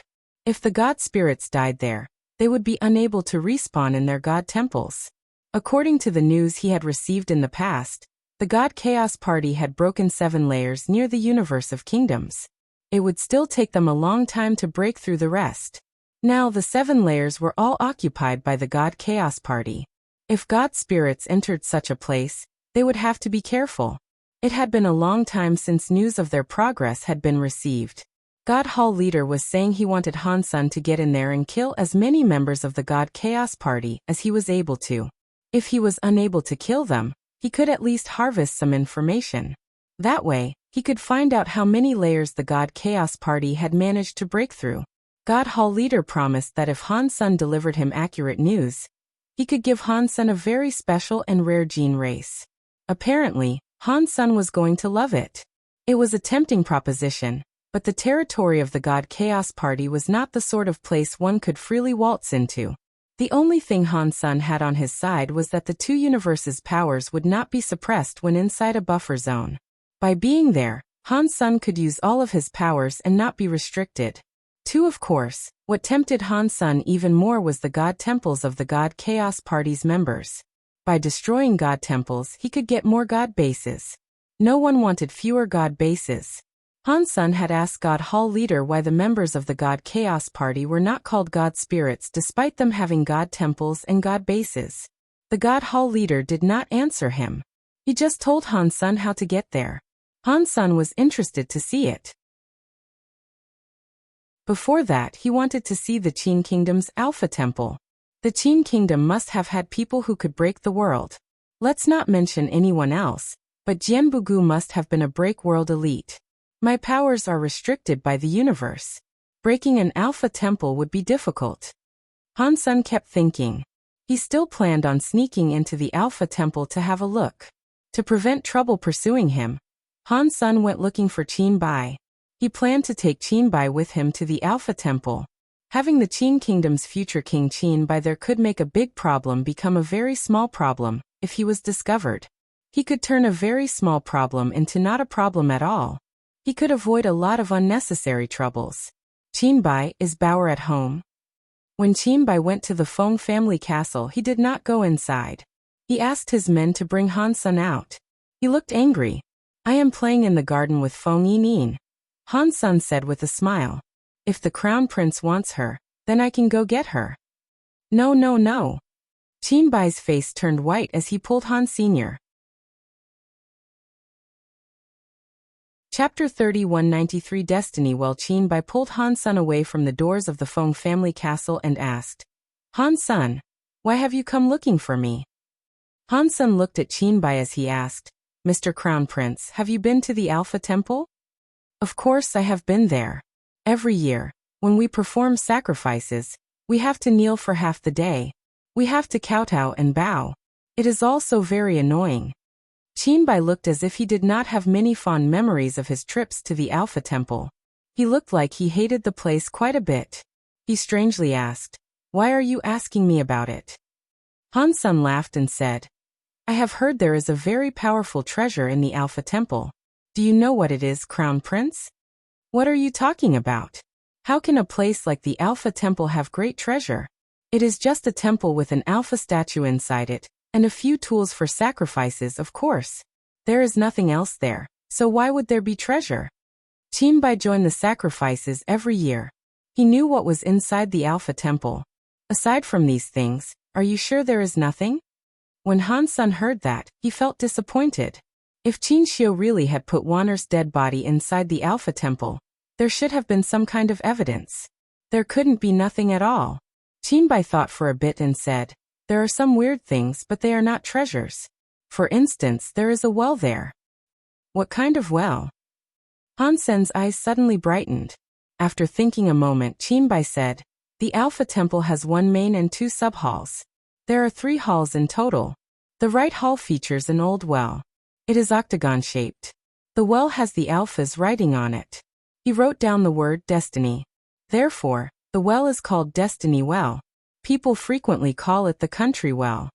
After pausing, Qin Bai looked around and saw that nobody was around. He quietly told Han Sun, I have heard that the well can be quite creepy. There is a chain thicker than an arm on the platform. The chain leads all the way down the well. I heard that the chains have locked up a suppressed pulse god beast from the Qin Kingdom. I heard these stories when I was a young boy. The suppressed pulse god beast helped the Qin Kingdom suppress luck. It has kept the Qin Kingdom going for 1,000 autumns and 10,000 generations and made the kingdom rich forever. After Han Sun heard that, he was so happy he thought, if Wanner's body is in the Alpha Temple, it will probably be in the Destiny Well.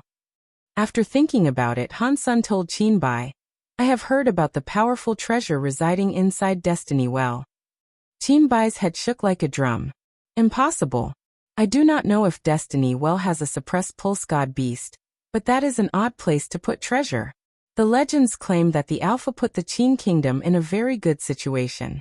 In the second generation, it was said the Alpha's son was very naughty. During a sacrifice, he decided to answer the call of nature right inside Destiny Well. Afterward, the Qin kingdom's fortunes soured. It was bad for many years. It almost destroyed the kingdom. It was all because of that incident. As a result, all the kings used this story to educate their family members. They must not do anything bad to the Destiny Well.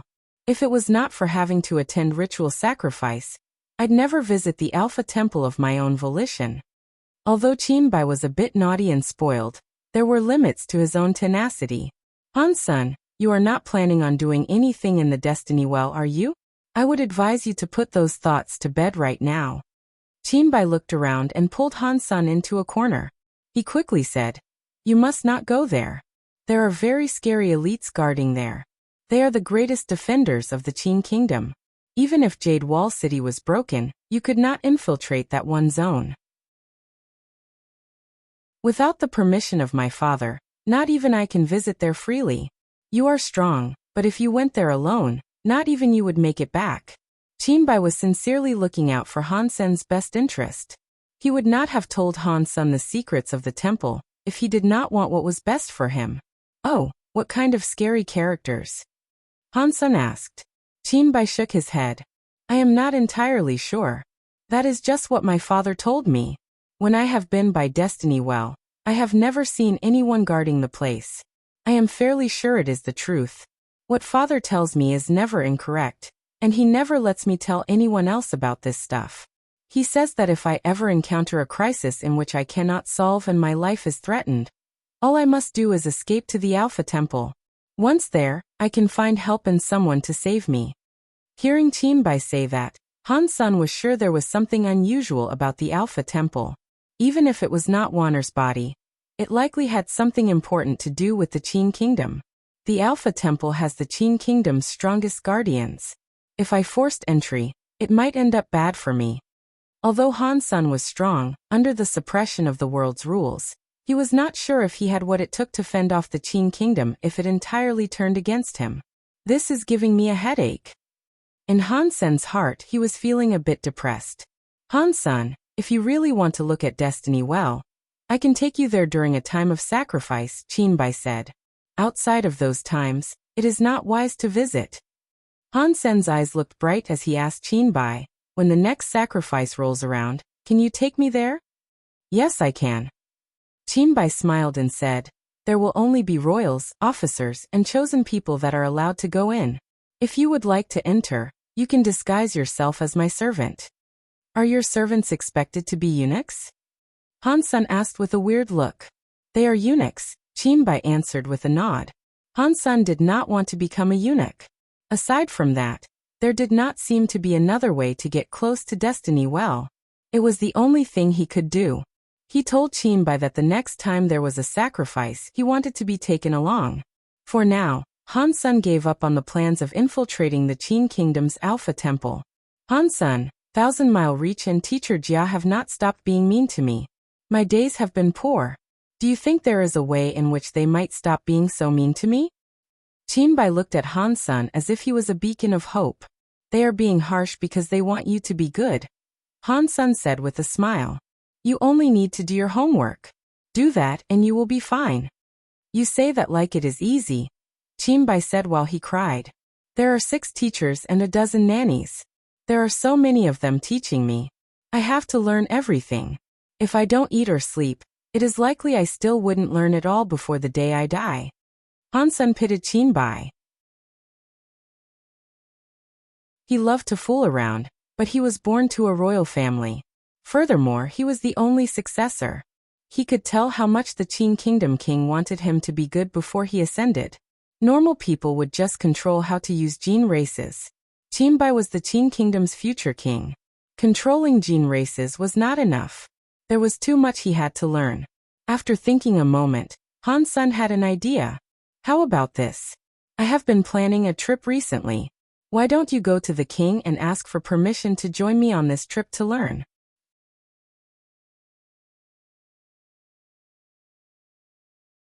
Chapter 3194 Traveling and Studying. When Qinbai heard what he said, he developed a wry smile and replied, "It is very hard for me to leave the palace for any duration of time. I always have to come up with excuses to leave the palace and see you. Why would my father allow me to travel and study with you?" "Just give it a go," Han Sun said with a smile. "Perhaps your father might agree. By the way, when you ask your father, you can tell him that Mr. Jian is going too." "I would not dare tell my father something like that," Qinbai said with a sigh. "He is going to say I am a loser." "If you give it a go, you might have a chance," Han Sun said with a tilt of his head. "You can never know anything unless you try, so why not? I have given you the option. It is up to you if you want to act on it. What do you think the percentage of this working is?" Qinbai asked with a gnash of his teeth. "I would say there is a 50% chance," Han Sun casually said. Whatever happened before always meant there was still a 50% chance. When Qinbai heard that, he felt excited. "If there is a 50% chance, I will risk getting told off. Let's go give it a shot."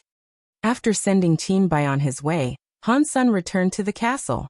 He saw Bauer playing with a wooden sword. It was the same one Jianbugu had given her. "Did I not ask you to give it back to Mr. Jian?" Han Sun asked with curiosity. Bauer said, "Mr. Jian said he didn't need it. He said it was a gift for me, so I don't have to give it back." Han Sun remained silent. He then walked to Mr. Jian's room. Han Sun knocked on the door. Mr. Jian's voice soon sounded from beyond. "The door is not locked, so please come in." Han Sun pushed the door and went in. He saw Mr. Jian was holding a needle and stitching up clothes. He thought it was weird. He was the Qin Kingdom's first elite. He was a person who could use a sword mine to suppress a god spirit. Strangely, he was now looking like a family man. "Please sit, Mr. Jian said. He kept fixing clothes as he spoke. "Mr. Jian, I am planning a long-distance trip," Han Sun said with seriousness. "Would you be willing to come with me? You bought me as a slave, so you can tell me to do whatever you want," Jianbugu flippantly said. "I am going to a place called 33 Days," Han Sun said to Jianbugu while he looked at him. "I am sure it is a place that you are no stranger to." Jianbugu put down his needle, looked at Han Sun, and asked, "Will you be taking Qinbai to 33 Days? 33 Days is dangerous, but I can look after myself," Han Sun casually said. "There is no need to worry about that. Qinbai is the Qin Kingdom's crown prince. He is the future of the Qin Kingdom. He should experience more. It will only bring him goodness. It will not be anything bad. What do you think, Mr. Jian?" "Although you might be able to say that place is too dangerous," Jianbugu said. "I have been through 7 skies and almost died. Plus, you have a rivalry with the God Chaos Party. Going there is like a lamb waltzing up to the slaughter. Mister, if you have been, I am sure you must know that place relatively well," Han Sun said with a smile. "I have never been there before. Would you mind introducing me?" Jianbugu tried to remember the locale. 7 skies is for fallen people. They obey the evil gods of the God Chaos Party. That place is different from the universe of kingdoms. Fallen humans and Jin races are all full of hatred there, and they are under the effect of the mysterious powers of 33 Days. Humans and Jin races undergo scary changes in that place. You have seen what Rocky D is capable of. If you have, then you should know how scary the Jin races there might be. Aside from that, there are many other scary things there. Even god spirits can die in that place, and we are talking about Qinbai." Jianbugu made an oath not to care about the Qin Kingdom, but he was from there. His heart still cared about the Qin Kingdom. "There is no need to worry about my problems with the God Chaos Party. I have a way to sort things out, and it will not affect this trip." After pausing, Han Sun said, "Plus, this time I want to see 1 sky. I will not go deep. I do not think there will be many dangers. It would be fantastic if you could go so you could watch out for Qinbai." Jianbugu looked at Han Sun, but he did not say anything. His eyes looked weird. "I said my life is indebted to you. You can ask me to do anything your heart desires." "In that case, please ready yourself," Han Sun said. "It does not matter if Qinbai comes or not, but you and I are still leaving come tomorrow." He left after speaking. That night, Someone broke into the Feng family castle. They put something down in Jianbugu's room. Jianbugu left the Feng family castle. He went out in the middle of the night. It was unknown where he went. Han Sun saw everything, but he learned nothing the next day. Han Sun heard Qin Bai's happy voice call out. Han Sun, where are you? Why are you not up? Come and pack. We have to go. Why are you so early? Han Sun yawned and emerged from his room. He saw Qin Bai looking very excited. He knew Qin Jinjin had permitted him to go on the journey. Han Sun, you are a god. Father did not agree right away. After I mentioned Mr. Jian, as you said to do, Father immediately acted differently.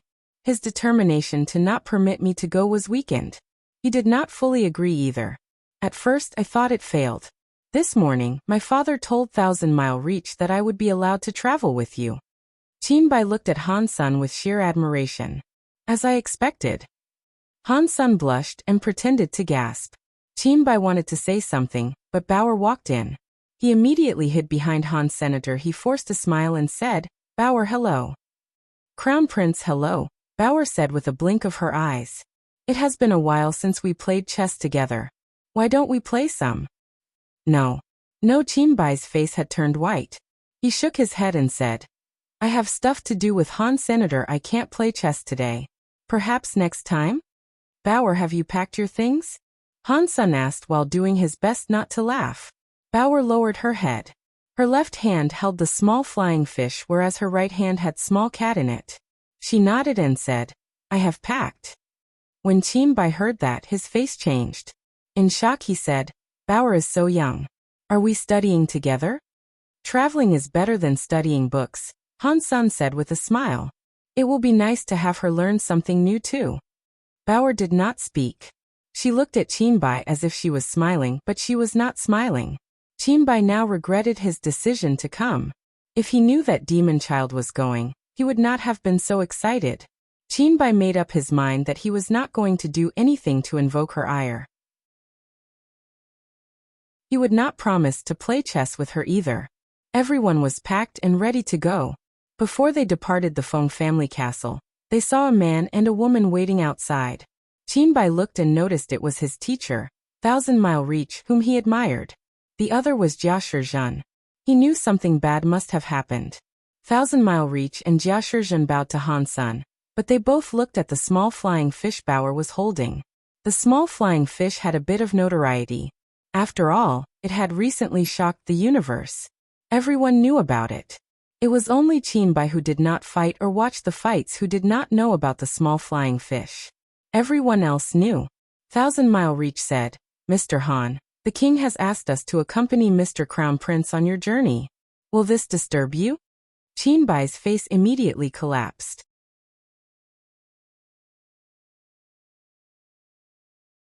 Chapter 3195 Soldier Weapon Sky. Even the universe's buffer zones were places ordinary people could not go.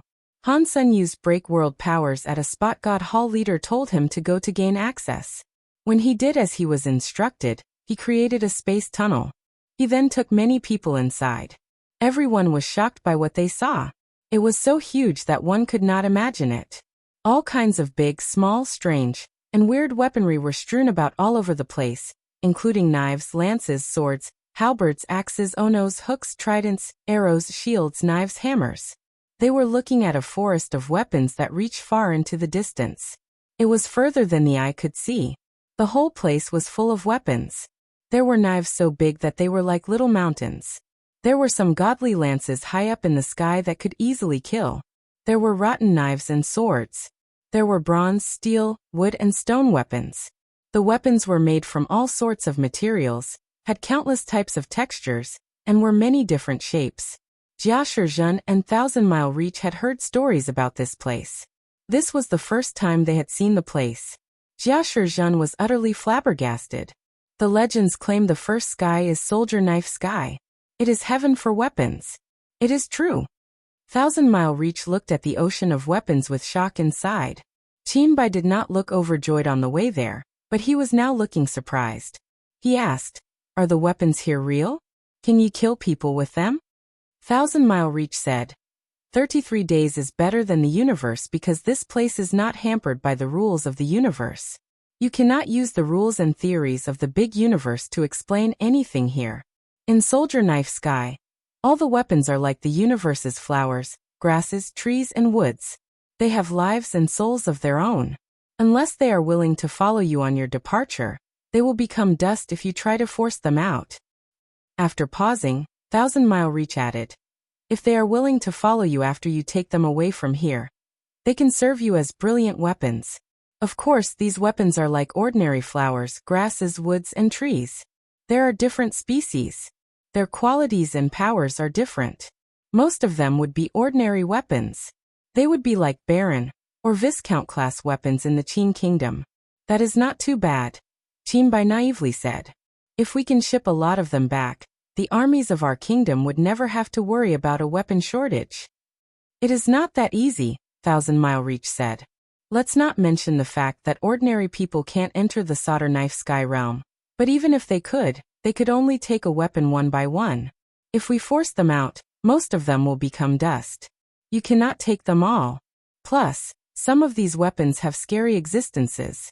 Their powers can be scarier than those of a god spirit. Even if you could take them back, if you shock them, you might not stay alive to even start doing that. Does that mean these weapons are actually Jin races? Han Sun asked. You might say that, but these weapons are different from ordinary Jin races, Thousand Mile Reach said after a brief think. For starters, they are not in egg mode. They cannot have a god spirit mark. They are only half weapons and half Jin races, so they cannot move by themselves. Even while they are asleep, they will only wake up when pulled out. 11. If I can pull out a weapon that is as good as a god spirit, does that mean we can have a god weapon? Qinbai was showing a lot of interest. He looked at the weapons around him. He seemed to really want to give it a go. If you can get the approval of a weapon that can work, Thousand Mile Reach said with a streak of seriousness, it would be best not to try that. If you do not get the approval of a weapon and pull it out, it might result in a fighting scene. If you lose, it will self-destruct and turn into dust. It won't allow itself to be used by people. I see. Qinbai shrugged and gave up the whole idea of obtaining a new weapon. God weapons were great, but Qinbai did not think they were anything fun. He had some at home already, so there was no need for him to risk his life for any of these. Han Sun did not say anything. He looked around. He was quite interested in the weapons he saw. If there was a powerful weapon that was like a god spirit, he would not mind pulling some out to try. The weapons were all asleep. One could not tell if one was good or if one was bad from their image alone. On top of that, there were too many of them. He could not go and check out all of them. If he wanted to try and do that, he'd die of old age. Baoer's interest was far greater. She ran to a little gem-like sword that was sunk into the ground. She reached her hands out to pick it up. Careful! Thousand Mile Reach and Jia Shizhen exclaimed with shock. When Baoer pulled out the emerald short sword, the emerald short sword made a crunchy sword sound. It flew from Baoer's hands. Thousand Mile Reach and Jia Shizhen felt nervous. They were going to save her, but they recognized the small flying fish and knew how strong that little critter was. Still, they did not think Baoer, who was just a kid, possessed that much power. If the small flying fish did not react next to Baoer, she would be in danger.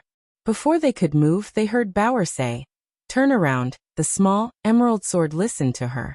It circled Baoer and drew a circle for her. Baoer thought it was very funny. She waved at the green, gem-like short sword that was flying around. She was having a lot of fun with it. She behaved like it was not that fun. Baoer was holding the emerald short sword in one hand. It looked like it had many pieces of broken emerald all over it. She pulled them all out. Suddenly, there were 30 to 40 emerald short swords. Thousand Mile Reach and Jia Shizhen were shocked. They wanted to stop her, but Han Sun did not say anything. They bit their tongues and did not say what they wished to. The way she was pulling them out made it seem that if there was one emerald short sword that did not listen, Baoer would be in danger. They were prepared for something to happen, so they were ready to save her at any moment. The emerald short swords all adhered to Baoer's will. None of them rejected her. After Baoer pulled them all out, all the emerald short swords listened to her commands. They turned into a human shape. Next, they formed the shape of the Chinese character for big. They flew around in the air like soldiers learning a formation. Qinbai thought this was really funny. He thought, it looks like Thousand Mile Reach is just bluffing people. Bauer has pulled out so many, yet she is fine. All of these things must be really easy to pull out. I am going to get one. Qinbai watched the group of emerald short swords being controlled by Bauer with ease. It was funny. He could not help himself from trying to do the same. He looked around and thought about which would be best for him to pick up. Mr. Crown Prince, you have to be careful, Thousand Mile Reach quickly said. I know, Qinbai said in agreement. He did not keep it in mind. He locked onto a 3-foot-long diamond great sword that was taller than him. Qinbai thought, Bauer is so small, so it makes sense that she draws short swords. I am a crown prince. I need a big one to look cool. He walked toward the diamond greatsword.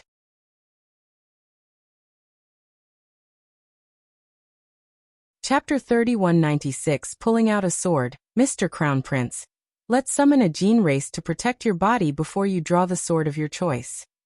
Thousand Mile Reach and Jia Shizhen did not delay. One went left and one went right. They followed Qinbai, ready to save him the moment he needed to be saved. There is no need. Qinbai walked up to the big sword. He reached his hand out to touch the sword's grip, but it was too high. After he touched the handle, he could not use any strength. Seeing that the big great sword had a blunted blade, Qinbai used his body to hold the sword and pull it. The scared Thousand Mile Reach and Jia Shizhen knew that with this kind of pulling, assuming the great sword did not approve of Qinbai, it would attack Qinbai's body. He would not be given any time to react. The two of them wanted to stop that from happening, but Qinbai had already pulled the diamond greatsword out. Suddenly, there was a buzzing sound. The great sword exploded with a sharp sword light. It broke Qinbai's armor, dyeing his armor with blood. Jia Shizhen's reactions were blisteringly quick. She fired out a lightning-like sword light to send the great sword flying away. Thousand Mile Reach flew and grabbed Qinbai. He immediately examined Qinbai's wounds. Fortunately, Jia Shizhen's reactions had been fast enough. Before the great sword could strike Qinbai's ribcage, it had only damaged his skin. Jia Shizhen unleashed another sword light to cut the diamond greatsword in half. After the diamond greatsword was broken, it self-destructed. It turned into a mushroom cloud until it fizzed away into dust. If Jia Shizhen had hit the greatsword while Qinbai was holding it, it would have blown Qinbai into dust. Qinbai's eyes were open wide. He looked at his chest, which was bleeding profusely. He only now realized what had happened. He felt pain and said, "Ow, it is hurting like hell." Qinbai had never felt pain this severe before. It made his eyes bring on the waterworks, which also made his nose snotty. Thousand Mile Reach summoned a healing power gene race to heal Qinbai. Mr. Crown Prince, it is only a small wound. There is no need for you to shout this much. Han Sun squatted down next to Qinbai and heartily laughed. You are not the one who is hurting, so of course you don't feel hurt. Qinbai responded through the wails and tears. Han Sun laughed but did not reply. The wounds he had incurred were far worse than the likes Bai Qin had ever seen before. These wounds were nothing. Han Sun could not tell Bao Qin something like that. He smiled at him and said, "Right, if it was me, I would not touch the swords randomly either. I would not go and collect any without first getting a gene race. Mr. Crown Prince, you are way too brave." You are saying things to mock me," Qinbai madly said. Han Sun laughed. Bauer added, "You are brave but you are also weak. You cannot even conquer a sword. You are a weak ass." "Who said I cannot do it? I just missed. That's all." Qinbai was annoyed as he spoke. He wanted to get angry, but it was Bauer who was talking. So he made himself sound weaker again. "You missed, huh? In that case, pick up a few more and let me see your true might." Bauer looked at Qinbai with interest. Qinbai was a little bit scared, but he liked having a bit of a reputation. Thus he shouted, "I am not afraid of you." Bauer would not let him go. She laughed and said, "Sure. In that case you go right ahead and pick another one up. I bet you will end up peeing your pants." The wounds on Qinbai's body had already been healed by Thousand Mile Reach. Hearing Bauer say what she did, Bai could not help but say, watch your tongue, Bauer. I am going to show you how I pick one up. Thousand Mile Reach looked at Han Sun, hoping he would stop this contest. Han Sun behaved as if nothing was going on. He was merely talking with Jianbu Gu. Bai said he was so powerful, but he did not move his feet. He peered at Han Sun with a beggar-like look. He quickly noticed that Han Sun was not even looking at him. He was just talking to Jianbu Gu. What is it? Do you really not dare to try? Bauer asked as she lifted her lips. There is nothing I would not dare to do, Bai said. He gnashed his teeth and started looking around. He went off in the direction of a little stick. It was bronze and looked very small and thin. Because of what happened last time, Bai did not go and select a weapon that looked so mighty. That bronze stick looked safer. He wagered the damage it might deal would not be so high. After what happened last time, Bai summoned the strongest gene race he had at first. After he combined with it, he went to the bronze stick. He had a lot of God-class gene races to combine with, but his power was limited. Since he had always skimped on his practices, he could only combine with one gene race. He could not combine with many. He carefully walked to the bronze stick. He cautiously generated the power of the gene race and enabled the gold light to protect his body and hands. Bai then used power to pull. He pulled out the bronze stick, but his hands were trembling. It was like the blade was trying to struggle to break free from his hands. Bai held it tight as he shouted, "You are mine." The bronze stick was incapable of escaping. It decided to self-destruct. Its power was not as strong as the gene race Bai had, but the explosion released a strong power that blew Bai backward and onto the ground. He was not injured, but his hands felt numb. "You are too weak," Bauer said with a shake of her head and a lengthy sigh. "You cannot even conquer a short, broken bronze stick." Bai's face turned red. He did not say a word. He climbed to his feet and marched straight toward another weapon. He noticed that with the protection of a God-class gene race, the weapons were not all that scary. They just made him hurt a little. He was able to endure the pain. Bai's luck was not so fortunate. He pulled out 7 weapons. None of them approved him to be their master. They all self-destructed. It was lucky he was Bai, the crown prince of the Qin kingdom. He had gene races with immense power. The explosions of normal weapons could not hurt him. Eventually, hits like these stacked up. Bai was no longer able to accept them. He felt very depressed and thought, Bauer managed to easily pull them out. So many emerald short swords approved her. I have pulled out so many, so why have I yet found one that approves me? Am I really that useless? Han-san, am I really useless? Why do the weapons not approve of me as their master? Bai started to doubt his life. Thousand Mile Reach and Jia Shizhen both sighed. The heart of an item was like the heart of a person. Bai always loved to goof around, so he had yet to be stabilized. There was no way the weapons were going to approve of him. Han Sun laughed. Crown Prince, you just haven't found a way to use them correctly yet. If you use the right method, getting the approval of one of those weapons is not difficult. Bai's face turned bright as he said, I see. What kind of method do you need? Bauer, give your wooden sword to the Crown Prince to use. Han Sun said to Bauer. Bauer drew the small wooden sword and passed it to Bai. Han Sun then said, hold the sword and try to pull out the weapon from that side.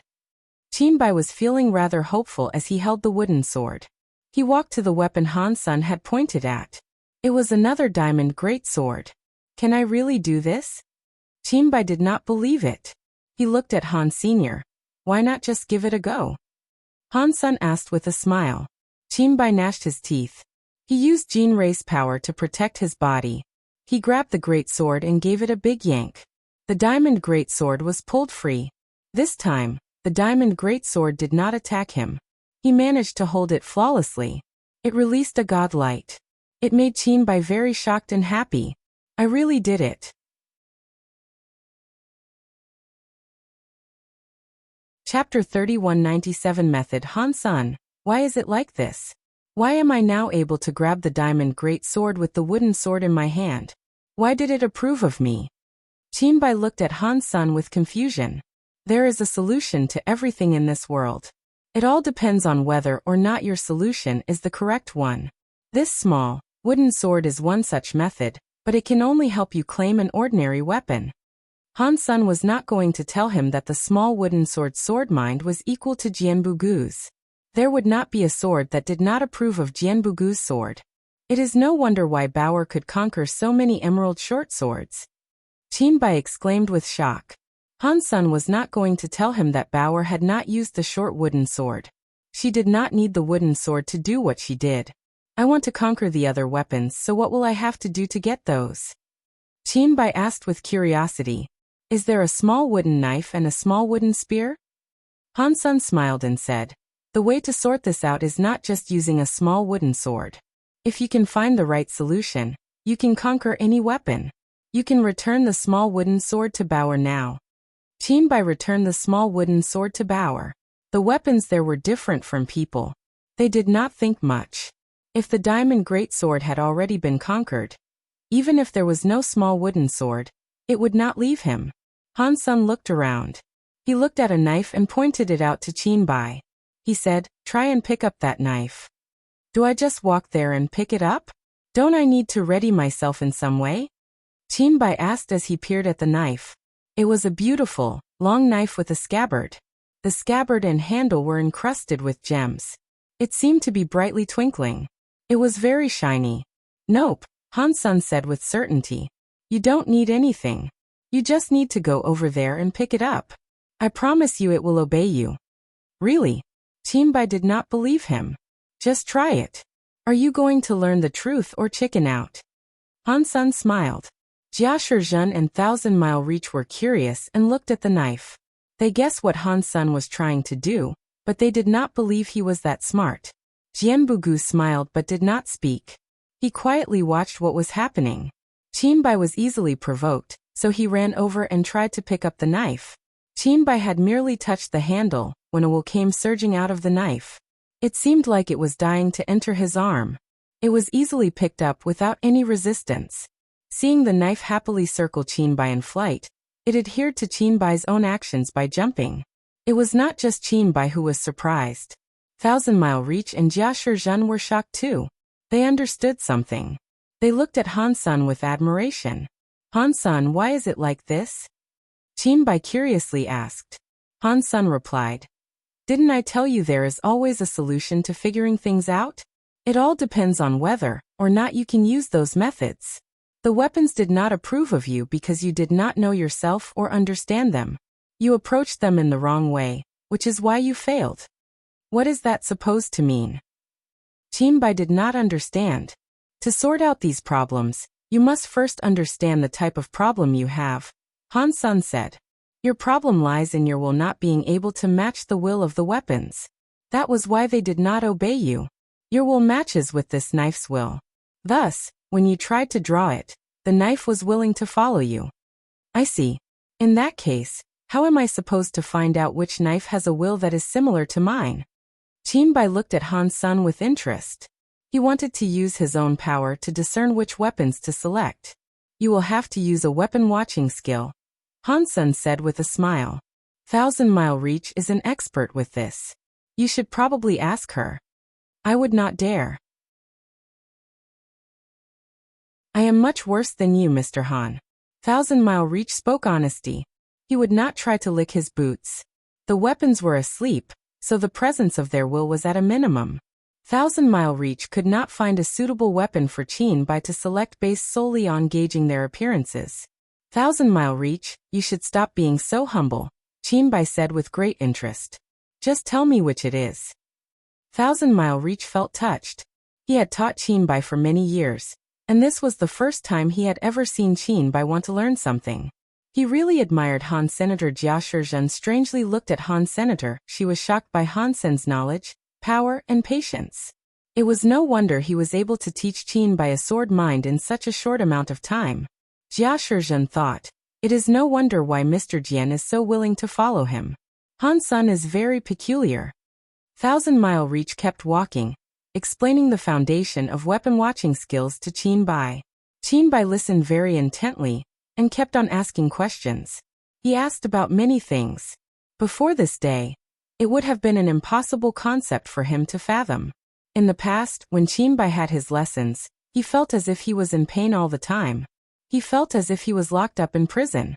He only answered things when he was asked for. He was like a robot that did not learn much. He would never actively seek things out to learn. Han Sen really to teach Qinbai. After all, this was the boy who had become his friend after he arrived in the universe of kingdoms. Han Sen would have liked to help him in any way he could. He did not want to watch him fail as a king and end up destroying the Qin kingdom. If one took things from a serious perspective, Qinbai was an heir of Qin Xiao. Han Sen's body had some of Qin Xiao's blood in it. In some way, they were related by blood. But outsiders could not really help much. If Qinbai wanted to become a king, then it was good. It all depended on whether or not he could be awakened. Mr. Jian, where is Soldier Knife Sky's God Temple? Han Sen took a walk with Jian Bugu, who had been at the back of the group. Go in that direction. Within 3,000 miles, you should be able to see the presence of that God Temple. Jian Bugu looked ahead. He appeared as if he was longing for something as he said, I wonder if the sword is still there. What sword? Han Sen asked with curiosity. There is a sword a mile from here, Jian Bugu said. Back in the day, I was there when I was almost beaten. In the end, I was unable to draw it. After all these years, I do not know if it is still there or not. If you were almost beaten by that sword, Mr. Jian, I bet it must be a magical item. Why don't you lead us there to take a look? Han Sen was interested in the sword. 1,000 Mile Reach and Jia Shizhen were of a similar mind. Qinbai showed excitement too. He wanted to try the watching weapon skill he had just learned. Jian Bugu pointed in a certain direction, so the group traveled that way. There was not a single human seen. Aside from weapons, it was as if there was nothing else there. Boom. After walking for almost 10 miles, an explosion came from the sky. The wind suddenly changed. The sky looked dark. It looked like a storm was rolling in.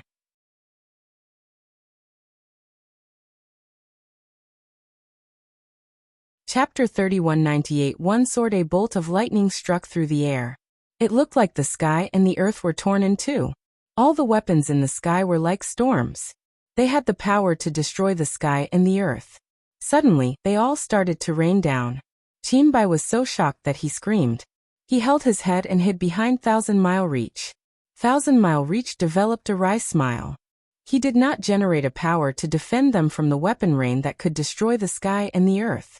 In the next second, the rain of weapons started to hit the ground. They pierced through their bodies, but they did not get hurt. It was like a sky full of screams, explosions, cries, and wails. It created a symphony from hell. Han Sen and the others saw that the area around them was like a Shura battleground. Countless life forces were killed by the scary weapons. The sky and the earth had been broken by the weapons. The mountains and rivers were cut flat. The life forces dried up, and blood flowed in the river. The sky and the earth were in chaos. The legends claim that the Soldier Knife Sky used to be an old arena, 1,000 Mile Reach said. There was an old god that came to this place to reveal his power.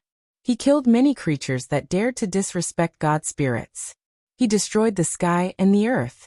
Because he was so horrible, some marks persist in the air as scars. They still exist now, even after all that time. So whenever it rains, this is the sort of scene that is witnessed. Although he knew it was just a fable, the scene that destroyed the sky and the earth was very scary. There were certainly gods involved. People knew it was just an illusion, but their hearts still felt scorned. It was pointless for Qinbai to hide behind 1,000 Mile Reach. The impact on his heart was something he alone had to absorb. Qinbai looked bad. He almost coughed up blood. He did not expect to see a scene that could break someone's mind like that. He held his head and cried, Han Sen, save me. Han Sen sighed and said, Mr. Crown Prince, there are things other people cannot help you with. You must face these alone. I have a skill here. If you copy it, you should feel better. After Han Sen said that, he read a skill to Qinbai that could soothe his mind. His voice was not too strong, but it was able to be heard over the battleground and other somber acoustics. His voice went into Qinbai's ear, enabling him to hear it all. Qinbai held his head and shouted, I feel terrible. How am I supposed to learn anything like this? Hurry up and find a way. Before reading it out again, Han Sun said, because it is this hard for you to endure. That is why you must learn. You need to learn this to accept it. Aside from that, no one can help you. I believe you can do this. Qin Bai's legs shook. His face went pale. He felt as if the blood in his chest was madly rumbling. He was only able to focus on his heart. He gritted his teeth and tried to remember what Han Sun had said.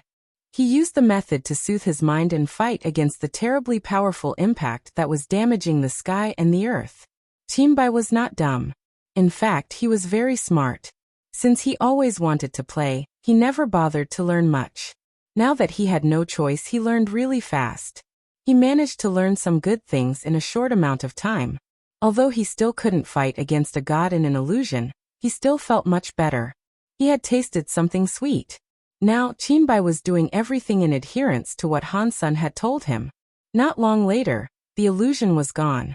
Qin Bai's shaking legs went soft. He dropped to the ground in a sitting position. Han Sun, your skill works, but it is not too useful. Is there another one? Qin Bai complained. No, Han Sun said with a smile. If you think it is useless, it is because you have only just learned it. In a while, it really will become useful. Mr. Han is correct, Thousand Mile Reach said. Mr. Crown Prince, you should practice it some more. In Soldier Knife Sky, there are always some old battle scenes. Sometimes, they can last hours. When Qin Bai heard that, his face turned bitter. If I knew that, I would not have come along. Han Sun, you tricked me. Han Sun loudly laughed. It is kind of difficult, but don't you also think it is rather interesting? You have always lived in the palace and never seen things like this. When you go back home, if the officers say you are ignorant and young, you can ask them if they have ever been to the Soldier Knife Sky. After that, ask them who is more ignorant. When Qin Bai heard that, his face turned bright. He was sick and tired of hearing people call him young and ignorant. Whenever he made a mistake or wanted to do something, the officers would tell Qin Jinjin. The word they most often used was ignorant. After hearing those two words, Qin Bai felt like punching a wall. In its totality, what Han Sun had said made sense. Those officers eat well and wearing nice clothes at home all day. Qin Bai madly said. And me? I have been to this dangerous place. They would not dare to call me young or ignorant after these trials.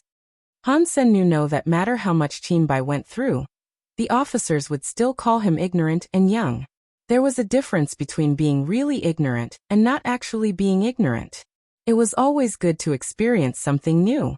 Han Sun, hurry up and tell me more about the skill that I must practice. Qin Bai couldn't wait before asking for more.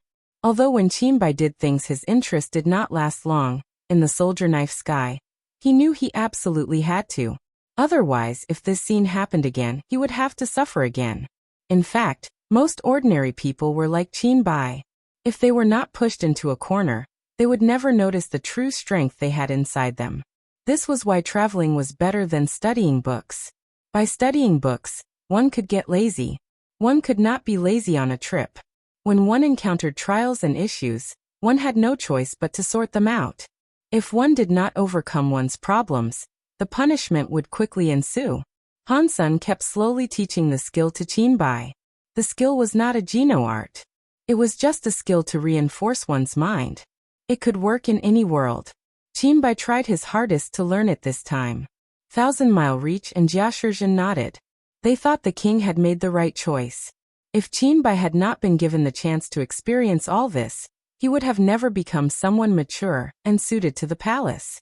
He was not like ordinary princes. He was the king's only son. Qin Jinjin only had him for a son.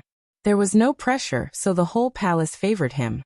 He had never been tricked, so his development had been slow. They admired Han Sun too. No matter if it was the weapon-watching skill or teaching Qin Bai the god-staring skill now. It was all so weird. As they listened to him speak, they learned it too. Jia Shizhen weirdly looked at Han Sun and thought, who is this person? What he has learned is like a sky man. They had walked 100 miles when Jian Bugu pointed forward and said, the sword I recall is over there. I cannot believe it is still around. Everyone looked to where his finger indicated. They saw an empty grove in the forest of swords. Weapons were everywhere in that realm. For a few dozen miles, the place was empty. No other weapons were seen. Han Sen glanced at the empty space. A sword was in the center of it.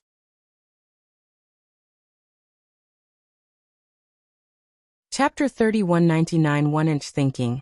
Then 1-inch gray. That sword did not appear to be very special. It was made of bronze and looked rather antique. It had no frills or special adornments. It was just a sword that had some interesting and old text scrawled across it.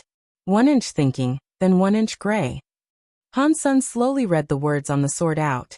They were only a few words, but it enabled the people there to feel what it was like to miss someone profusely. Jian Bugu said, "Yes. This is the sword. When I first encountered it, I thought it was just an obsessed type of a sword." After saying that, he saw Qin Bai stepping toward it.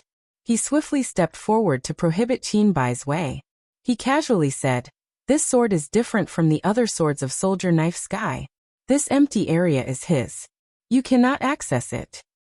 "Mister, what would happen if we did?" Jia Shizhen politely asked. Jian Bugu's face usually looked calm.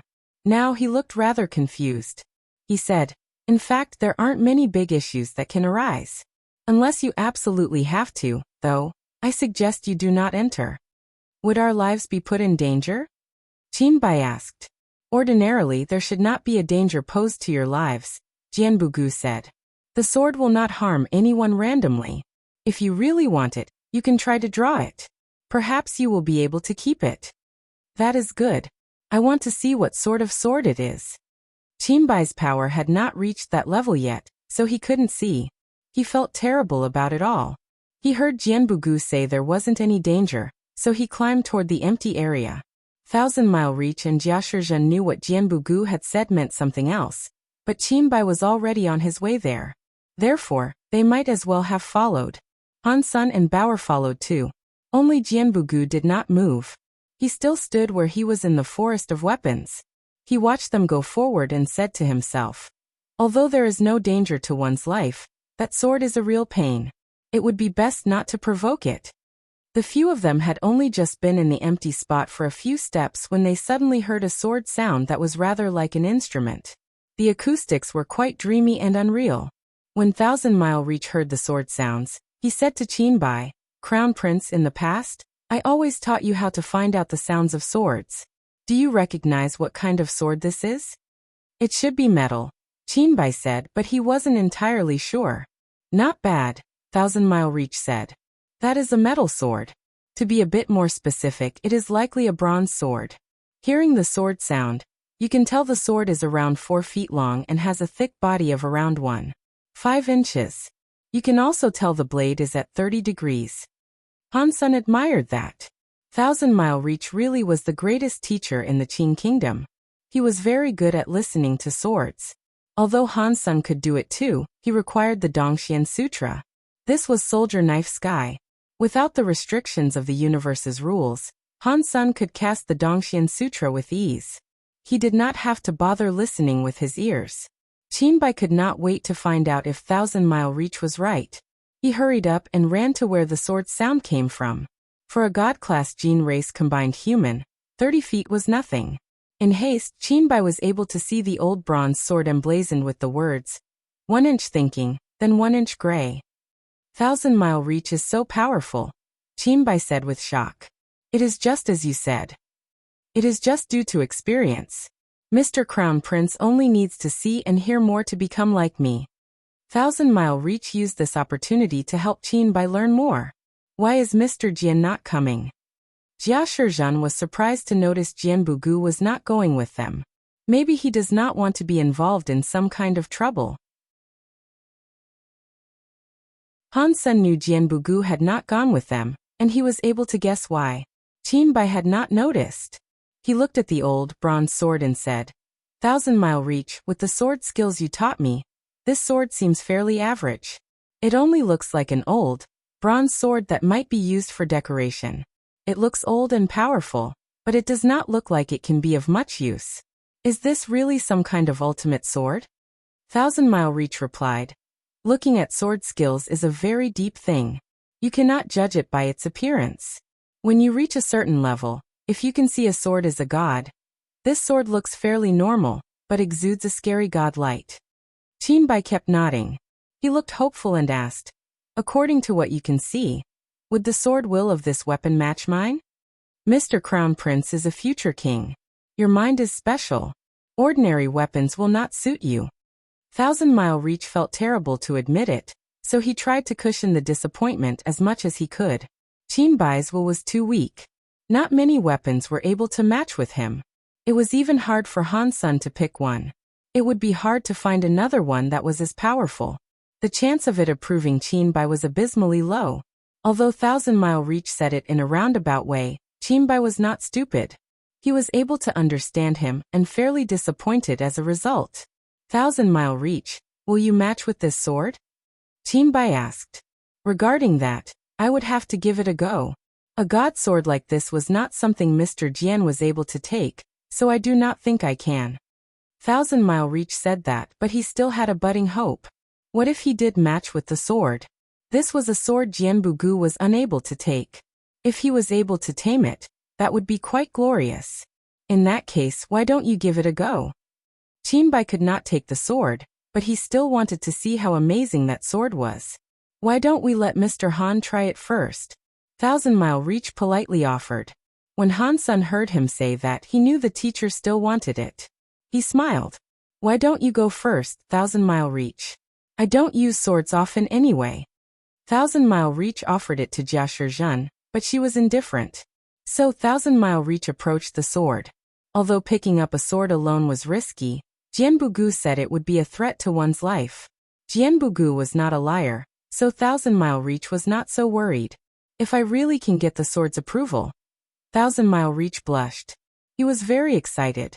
Although he was excited, he was old and smart. Thousand Mile Reach would not dare be careless. He summoned 4 gene races and combined with them. He then touched the handle of the sword. Thousand Mile Reach's body glowed with a golden light. It was like the light of the sun and the moon. When his hands touched down on the sword, he wanted to pull it up. Han Sun and the others opened their eyes wide as they watched him. They were eager to see what was going to happen. Strangely, nothing did. It was not that nothing happened. Thousand Mile Reach let go of the handle, and the gene race was removed. He returned to his original self. He slowly turned around to look at them.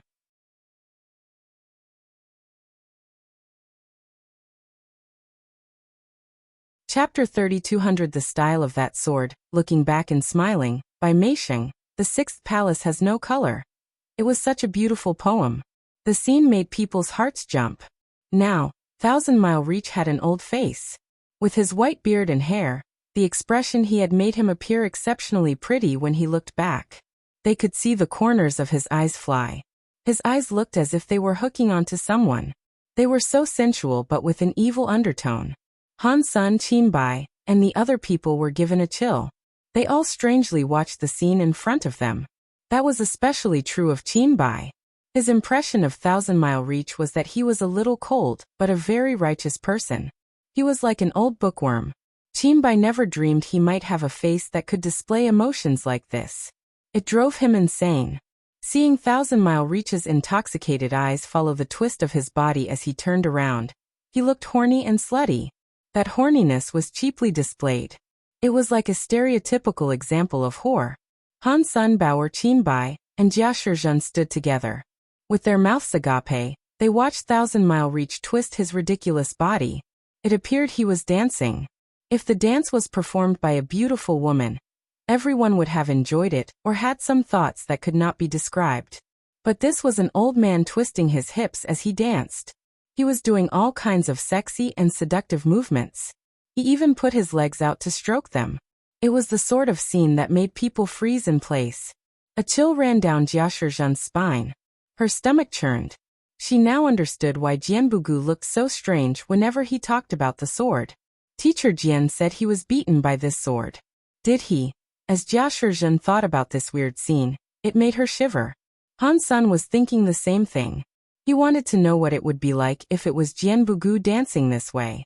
In the next second, something even more shocking happened. Thousand Mile Reach kept dancing but started taking off his robes. He was like some stripper trying to tease the audience. He threw his robes at them. Han Sun and the others almost felt their jaws drop. They started to duck and dive. No one wanted to touch those robes. Bai looked very weird. He wanted to laugh, but he did not dare do so. His face was red.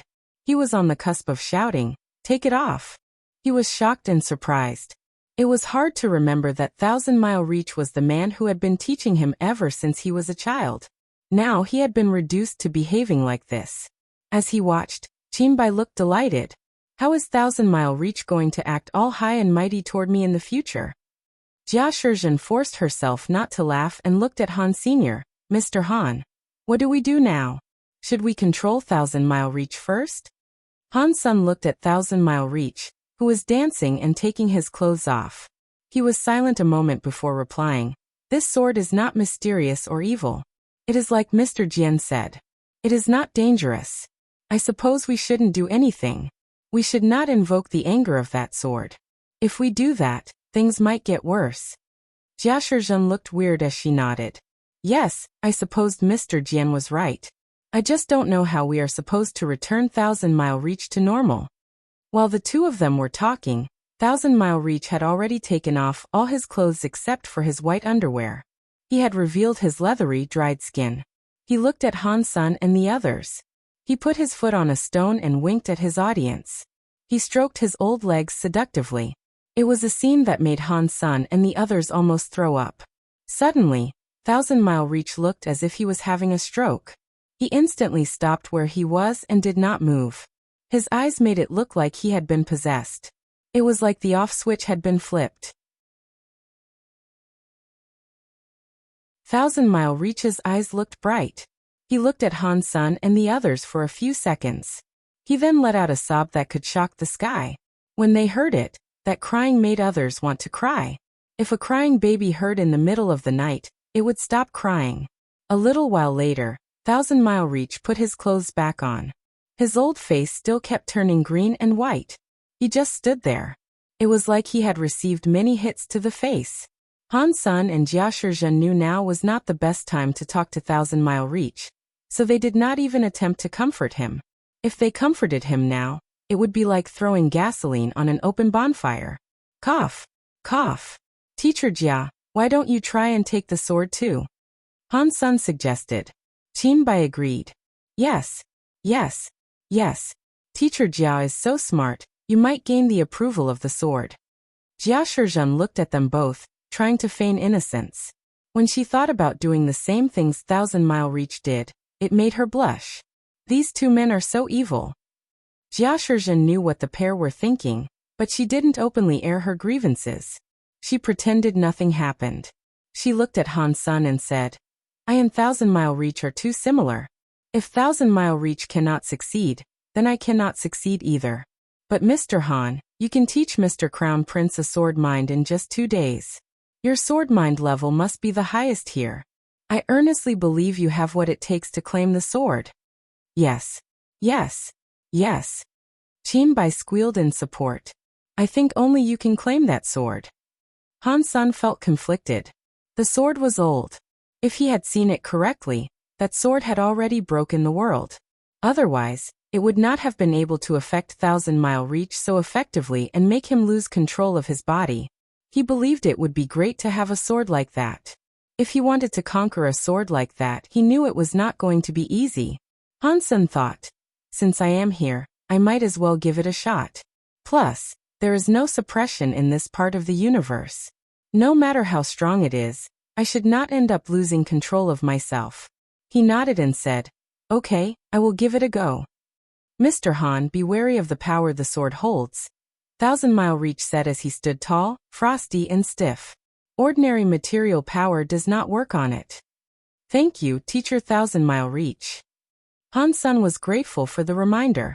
Being able to shirk his shame and remind Han Sun of that showed just how much of an honorable elder Thousand Mile Reach was. Han Sun thought about the way Thousand Mile Reach had acted. The image he had built was quick to cave in on itself.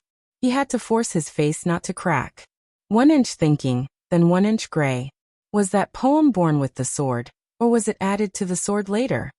Han Sen walked in front of the sword and thought about it. Soldier knife Sky's weapons were made of two things. They were all half weapon and half gene race. It was normal for them to have words. They had seen many carvings and symbols across many of the weapons in that land. But those few words did not seem to match the feelings of the sword itself. It led Han Sen to think maybe someone had engraved the words onto it.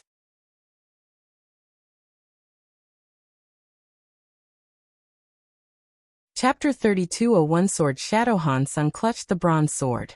Bao Jiashi Zhen, Qin Bai, and Thousand Mile Reach all had their eyes open wide as they watched him. They kept wondering whether or not Han Sen would end up being affected by the power of the sword, and was going to repulsively dance like the man before him had done. Facing a sword that could break the world, Han Sen did not dare underestimate things. He channeled power into his hands. It was one main power and one power reversed. The two types of power started to surge and generate a break-world power. It was directed into the sword through Han Sen's hands. The Blood Pulse Sutra and Xian Yellow Sutra created this break-world power. It was able to analyze the origin of a life force. It could also dissolve and rebuild it. That was the power it had. It could discern the building blocks of a creature's origin with remarkable accuracy. Although its power was not strong, it was useful to all kinds of life forms. The moment Han Sen placed his hands on the sword, the break-world power went into the bronze sword.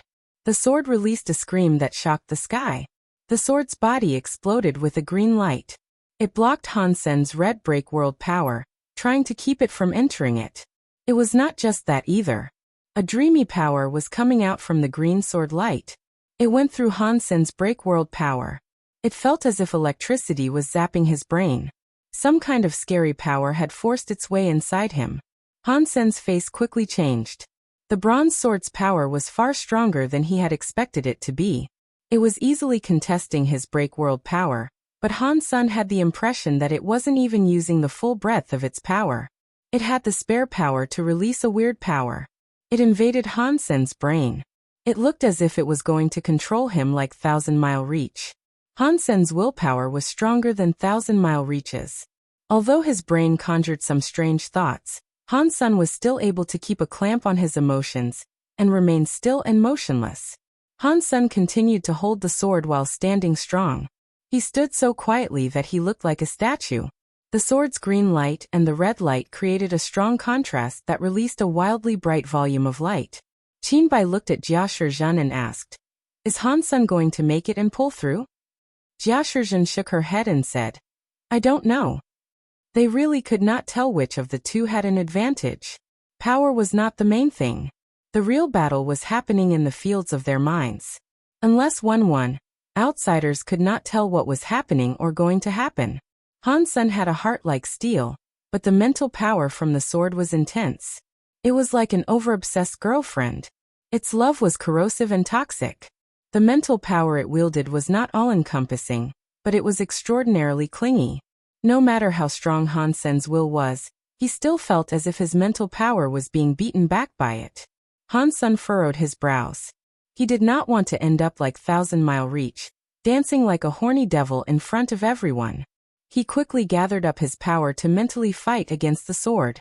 The bronze sword's power seemed endless. It was like an unpredictable sea. Han Sen turned his heart into stone. He was not going to allow anything to invade him. That was how he was going to go against the bronze sword's power. A man and a sword kept fighting. Qin Bai and the others had their eyes wide open as they stared at the pair. Bauer was looking at the sword as if deep thoughts were crossing her mind. At this point the bronze sword's text shone, 1 inch thinking, then 1 inch gray. The words flickered with a weird light.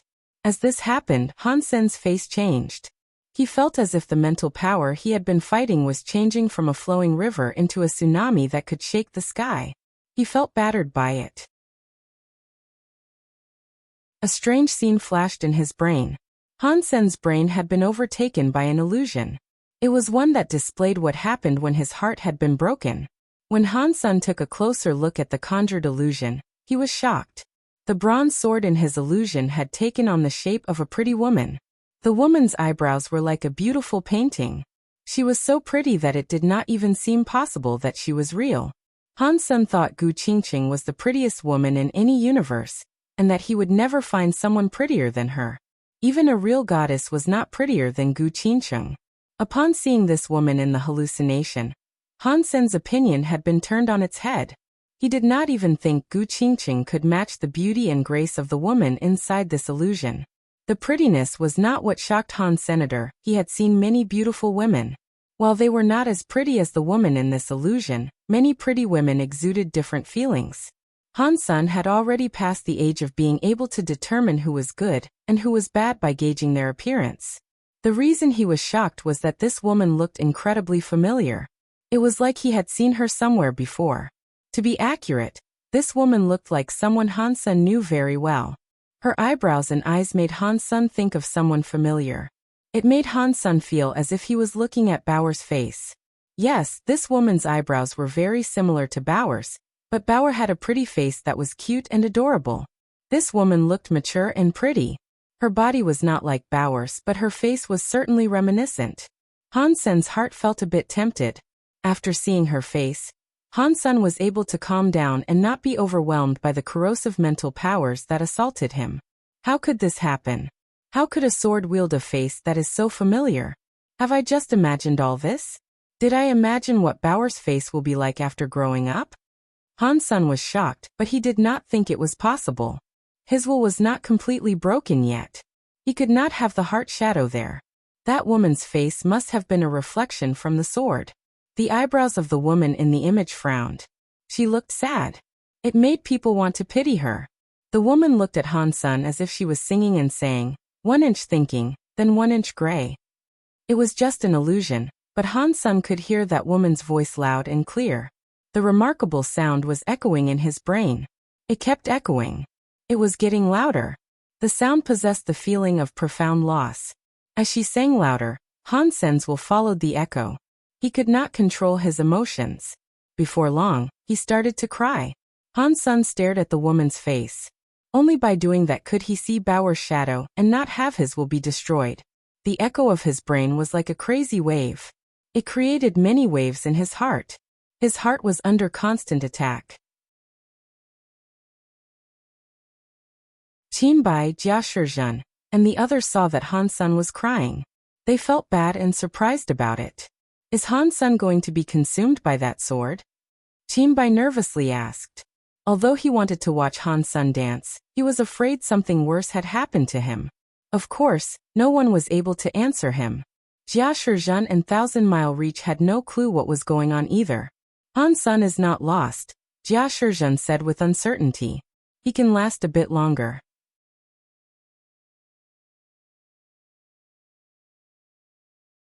Chapter 3202-inch Gray Sword. People are not born with willpower. Although some people are born with stronger willpower, it could not be much stronger. The true elites gained experience through repeated failures. It enabled their hearts to become stronger. The more times they failed, the stronger their hearts could become. Of course, many people were not up for enduring such training. They easily gave up under the intense suffering repeated failures can bring. They would lose themselves and become the ones who never were special, or anything big in life. Han Sen had encountered constant troubles. It was unknown how many times he had almost died. He had succeeded a lot and failed a lot. His heart had been trained through many crises. Although no one could say his willpower was more stable than the willpower of others, in this world, few things could truly move his will. Although the Sword Shadow's willpower was stronger than his, it was unable to make Han Sen bend enough to break. A man and a sword were frozen there. The woman in Han Sen's head kept repeating the sentence, 1 inch thinking, then 1 inch gray. The strong mental power kept increasing. Still, the piled-on pressure was not enough to make Han Sen's willpower bend and break. The sword mind was like a big wave in a raging sea. That wave was immensely strong, but Han Sen's will was like a piece of coral. Coral was small, but the sea and waves were still unable to break it. What is this sword? It has such scary willpower. I am afraid it might be as strong as God Hall Leader, but this is just a sword. Han Sen's heart jumped. He did not dare think too much about things. He just held on in his battle against the sword mind. Now Han Sen was riding a tiger. Whenever his heart wanted to give up and let go of the bronze sword, the sword mind attacked him harder and forced him to lose even faster. Therefore, Han Sen had no choice but to continue. He could not risk quitting. Many musical waves attacked Han Sen's willpower. It made him feel as if he was being cut up by icy knives or scorched by raging fires. He knew if he chose to concede, the pain would go away. He only needed to be controlled and forced to dance once. That way he could escape the unceasing pain. Han Sen did not want that. It was unknown how much time went by when the sounds of the illusion stopped. The woman looked at Han Sen strangely before suddenly vanishing. Han Sen felt as if his entire body had been rendered empty. He had not participated in a big fight, but that kind of mental fighting costs more energy than an ordinary fight that would cause him to bleed. The bronze sword light went dim. It looked like it originally did. Han Sen pulled it with his hands. The bronze sword was removed from the ground. The bronze sword no longer resisted him, but it did not comply with Han Sen's will. It was a dead object without a soul. Han Sen pulled the sword out. Qinbai said with glee. He sensed that Han Sen was much stronger than his teachers. Even Thousand-Mile Reach had been turned into something weird by that sword. If Han Sen was able to resist that, it was obvious Han Sen was stronger. Jia Shizhen and Thousand-Mile Reach were strong. They looked happy as they said, "Mr. Han really is a character that is quite like a god. Even these weapons must pledge allegiance and obedience to you." Han Sen shook his head and said, "I only removed a sword from the ground. I did not really make it obey me. It might belong to me now, but it won't listen to me. This is like a rubbish sword." "Why would it be like that?" Jia Shizhen and Thousand-Mile Reach were confused. Han Sen tried to control the bronze sword, but the bronze sword did not move. It was not lively like the emerald stone sword or diamond great sword. It was just an ordinary bronze sword. While the few of them were checking it out, it suddenly felt as if the space around them was starting to madly shake. The weapons nearby and in the distance were trembling. In the twist of space, a strange god temple started to appear. The god temple was very weird. The bricks were made of battle hammers, and the roof was built from swords and knives. The walls were made from long spears. The plaza's grounds were built from shields. That entire god temple was composed of all sorts of different weapons. It was like one grand, weird, and cluttered arsenal. The expressions on the faces of Jia Shizhen and Thousand-Mile Reach changed. The god temple appearing there had to be the one that belonged to the god Chaos Party. That was the only one that existed in that realm. Han Sen looked at it. He saw the weird god temple sign only had 3 words, Weapon God Temple. Before everyone inspected the Weapon God Temple, the door of the temple opened. The shape of a giant suit of armor, which was around 30 feet tall, walked out. Behind the giant set of armor, all sorts of strange weapons were lined up and floating behind him. From behind, it looked like some sort of Buddha light. Han Sen guessed it was Weapon God Temple's weapon god. Judging from the sense he was getting from it, it was probably as scary as Decapitation Queen. Where did the god Chaos Party find so many scary elites to plump up their ranks? Han Sen thought. Han Sen was not entirely sure.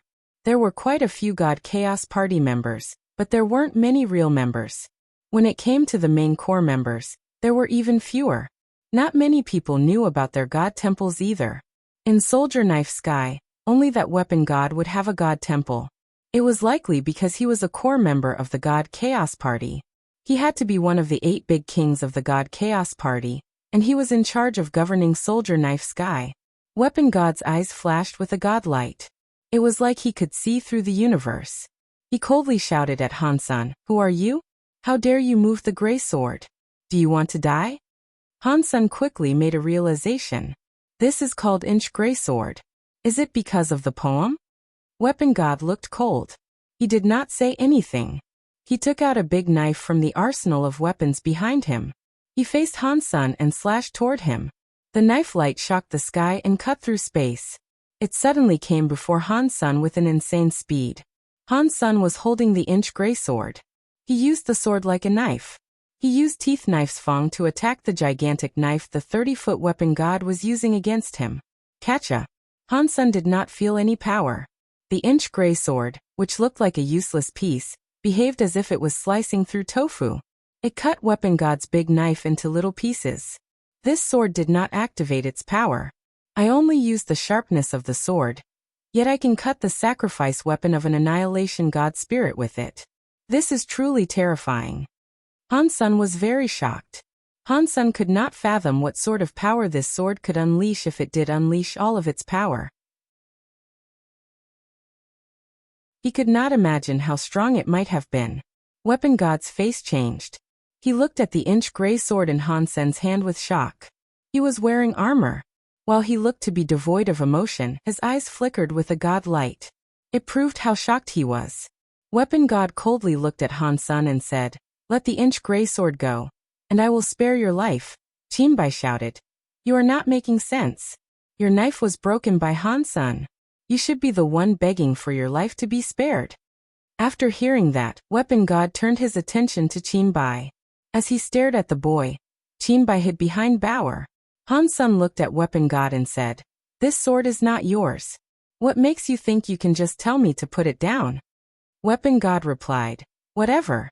You disrespected the inch-gray sword. Therefore you should die. I was going to spare your life. If you want to die so much, then you can go to hell." He exploded with a god light as a spear glowed in the arsenal behind him.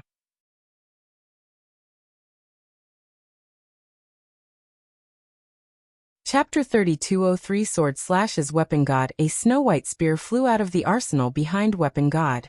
It landed in front of Weapon God. His two hands gripped the long spear.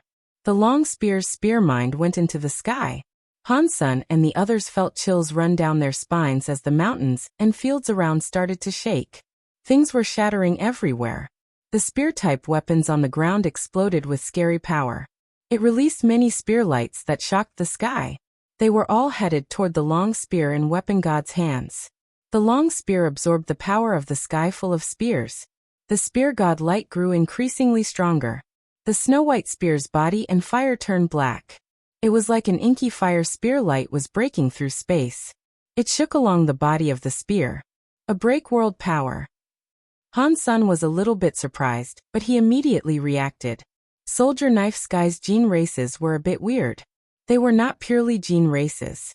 The buffer zone between the two universes was tainted by the Geno universe a bit. Although the effect was minimal, many spear gene race powers had gathered atop Weapon God's big spear, so that the spear could force and break the world. Break world spear kill. Weapon God coldly shouted. The tip of the big spear in his hands created a cold light that was madly going toward Han Senator. The light was fast, cruel and accurate. Its power was very focused. It had scary features that made it seem indestructible. Han Sen's sword was not weird. The inch-gray sword went straight to meet with the tip of the spear. Seeing the inch-gray sword was about to strike the tip of the spear's gold light suddenly split. It created a meteor shower with lots of stars. They covered Han Sun from top to bottom and blocked every possible avenue he could take advantage of to evade the strike. Han Sun frowned. The Blood Pulse Sutra and Xian Yellow Sutra were cast together. They smashed through the world. The inch-gray sword in his hands was breaking and slashing. Catcha! The light of the spear was shattered by the inch-gray sword. At the same time, the big spear that had gathered up countless spear gene race power was broken. Han Sun was shocked about how powerful the inch-gray sword was. His break-world power was not just an attacking power, yet it could break the break-world big spear. It had obviously benefited by how sharp the inch-gray sword was. It is no wonder it is a sword that the master used, Weapon God said to himself. His eyes also looked brighter. His hands were wide open. The weaponry on his back was glowing. All the weapons started to glow. Knives, spears, swords, halberds, axes, onos, hooks, tridents, and various other weapons flickered with a shocking god light. The entire ocean of weapons that populated Soldier Knife Sky glowed with mesmerizing light. All that light went to imbue the array of weaponry behind Weapon God. There were many types of weapons within that arsenal.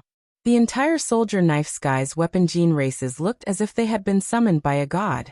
They all gave their power to the weaponry. The power was not the power of all the gene races, but it was like a Soldier Knife Sky mini-world. The creatures of the world all lent it a part of their power. How scary was this power that had gathered up?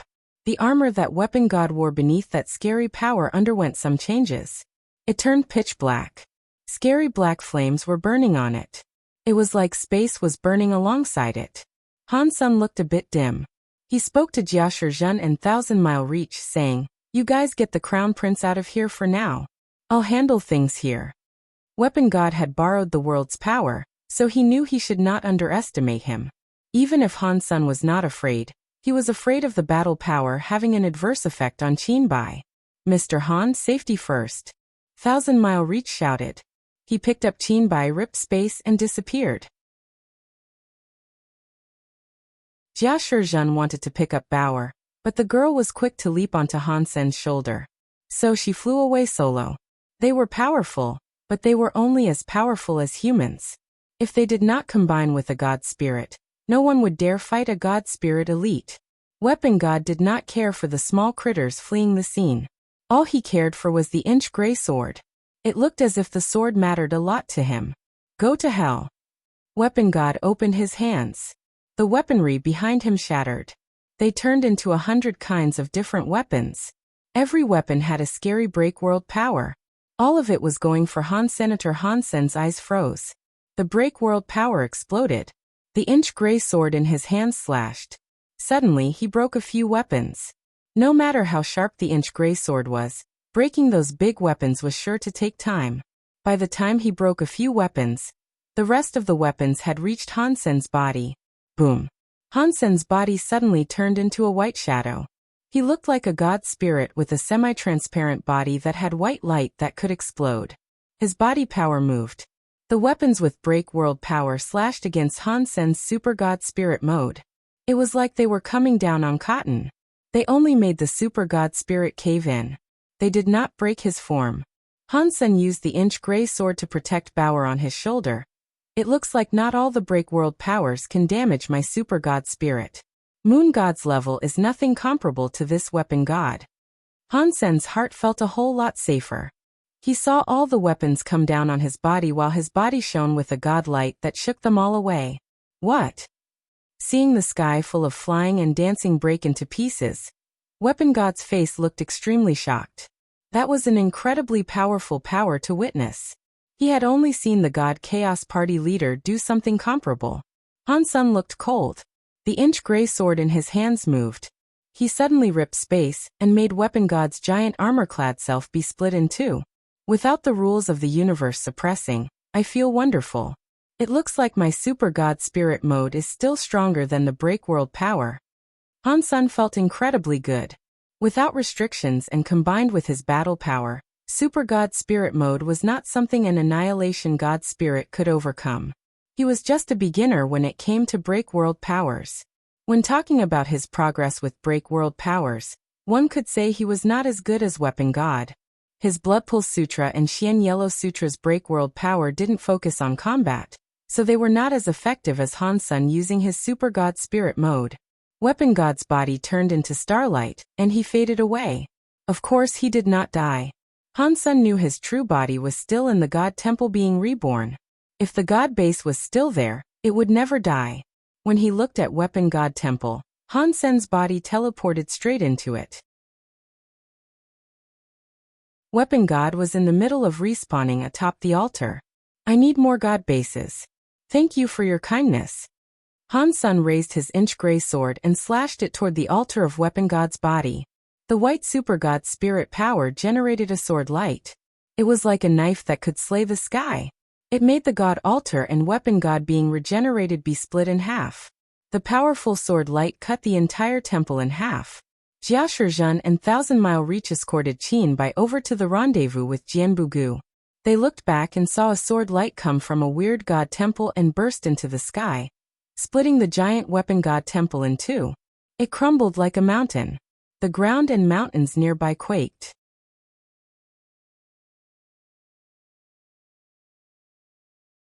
Chapter 32042 Moment Gods killed Annihilation God Spirit Gene Race Weapon God. Got God Spirit. Found Annihilation God Base. The announcement sounded in Han Sen's brain. It made him happy. Along with an Annihilation God Base, he received Weapon God's God Spirit. He collected the Annihilation God base and had a look inside his Sea of Soul. He saw Weapon God inside his Sea of Soul as a God spirit. In that case, this should mean I have 2 weapon gods, Han-sun said with glee. Han-sun, why are you here? Furthermore, you destroyed Weapon God Temple. You killed one of the 8 Sky Kings' Weapon God. Do you not want to live? Even if you do not want to live, do not bring harm to Master Bauer. Han-sun heard a familiar voice. He noticed a paper man running his way. He was around the size of a hand. He went right up to Han-sun, stomping as he shouted, "There are many God spirit gene races in the Chaos God Party, so does it matter if I eliminate 1 or 2? Han-sun laughed. No universe laws were hampering him there. Ergo, he was not afraid of anyone. In the universe of kingdoms, he could not use all of his powers in battle. He also could not fight for long. Things were different there. The paper man was obviously Rocky D. Hearing Han-sun say what he did, he felt even more annoyed. You killed an average member, so that was no big deal. This was one of the 8 Sky Kings. That was Weapon God. He was in charge of guarding Soldier Knife Sky, an important core member. If he died, our leader will be extremely shocked. I highly advise you to get Bauer out of Soldier Knife Sky right this minute. Fine. I will let you handle things in my stead. Han-sun wasn't after another fight with the God Chaos Party. Even God Hall leader could not get rid of God Chaos Party. This was obviously grave trouble. The reason he had agreed with God Hall leader to come and check it out was that he wanted a God base. Now he had just managed to get his hands on another Annihilation God base. He did not have to go any further. He did not want to become the anti-scapegoat of the God spirits. He used galaxy teleportation to reach Jianbugu and the others. The power in his body then exploded. He took them to the exit of Soldier Knife Sky. After that, he looked at Soldier Knife Sky and exited the area. Back in the universe of kingdoms, Han-sun felt as if he had been chained and bound. He felt incredibly uncomfortable. It felt like it cost him a lot of strength to do just the smallest of tasks. It really does feel better to not have any burdens, Han-sun said with a dismal sigh. He sent Qin-bai and the others away. Han-sun went to his room and put on his Sky King crown. He returned to his God of Wealth temple. He put the God base down in one of the sub-halls. As this happened, the sub-hall exhibited some changes that flipped the sky and the ground. There was a God altar, a God table, and a God stove. Han-sun felt weird about it, because there was a distinct absence of Weapon God. Does that mean that after I take the God spirit, the God base becomes empty? Han-sun thought. After he mulled it over some more, that was the only explanation he could come up with. If this is an empty God base, does that mean I can allow Moment God to use this God base? Han-sun tried summoning Moment God's God spirit, and put her into the God base.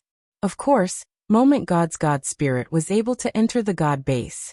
It enabled the whole sub-hall to become bathed in God light. The gold altar had Moment God's God statue. It really works. Han-sun was very happy. After Moment God's God spirit received her God body, she walked down the God altar. She kneeled in front of Han-sun and said, "Moment is greeting Mr. God of Wealth." Han-sun felt a lot of power enter his Sky God crown. The power of the Sky God crown increased a lot. It must have gone up at least 20%. Clearly, Moment God's God spirit had become stronger. She was stronger than Decapitation Queen in the God of Wealth temple. Ha, ha, ha. I wonder which Moment God is the real one.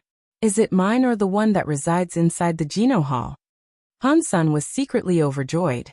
After Moment God established her things, Han-sun had a look at his God power.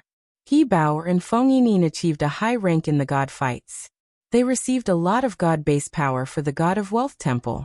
They should have been able to make a God base. After going to another empty sub-hall, Han-sun was able to make a new God base. Han-sun's heart jumped. The sub-hall he went into had undergone some big changes. The God altar was floating in the air, and God table went up with it. The God stove started to form. Destroyed class God base has been completed. After everything was done, the God temple had a weird God sound. Is it only destroyed class? Can't I make a higher level God base? Han-sun asked with a frown. God base power is not enough. A higher-level god base is not able to be made. The voice of the god temple sounded again in reply to his question. Han Sen was crushed by this disappointment. After working so hard for so long, he could only produce a destroyed-class god base. It was no wonder the god spirits leveled up so slowly, despite being able to practice for billions of years. He did not know how much god base power he required to make a god base become annihilation class. It looks like destroying god temples to get my god bases will be faster, Han Sen thought. He was planned to go after the god chaos party again. In the moment god temple, moment god frowned. When the moment god statue appeared in Han Sen's god of wealth temple, her heart madly jumped. What happened? How can something bring so much unrest to my god heart? Moment god said to herself. She could not detect where the core of this unrest came from.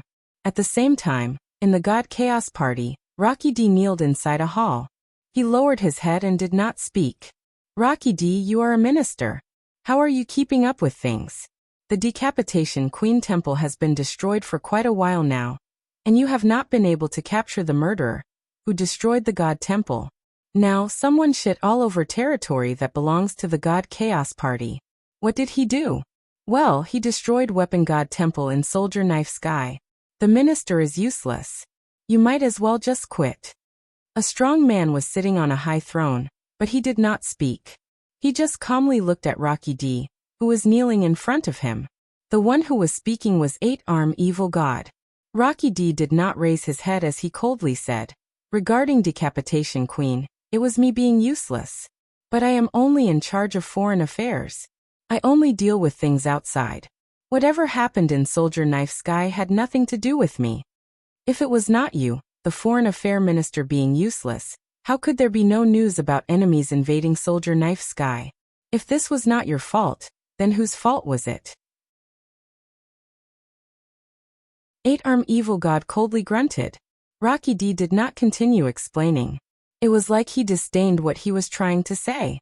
Eight-Arm Evil God wished to say something more, but the strong man upon the throne started to speak. All right, Rocky D is one of God Chaos Party's founding members. He has never done anything bad. He knows what he is doing. There is no need to keep going on about it. Yes, Master. Eight-Arm Evil God hastily bowed and backed off. The strong man looked at Rocky D while he coldly asked, Rocky D, why is the murderer who destroyed Weapon God Temple still at large? Why has he not been killed yet? His words were not cruel, but they still made people feel pressure. Rocky D raised his head to answer. Mr. Leader, the person who destroyed Decapitation God Temple is a member of God of Wealth Temple. I would like to find out more about this God of Wealth Temple, so that is why I have not acted on the culprit yet. The strong man nodded. I see, but you do not need to pursue this any further. Kill that person. How long will you need? Rocky D's heart jumped. He had to say, please give me 3 more days, Mr. Leader.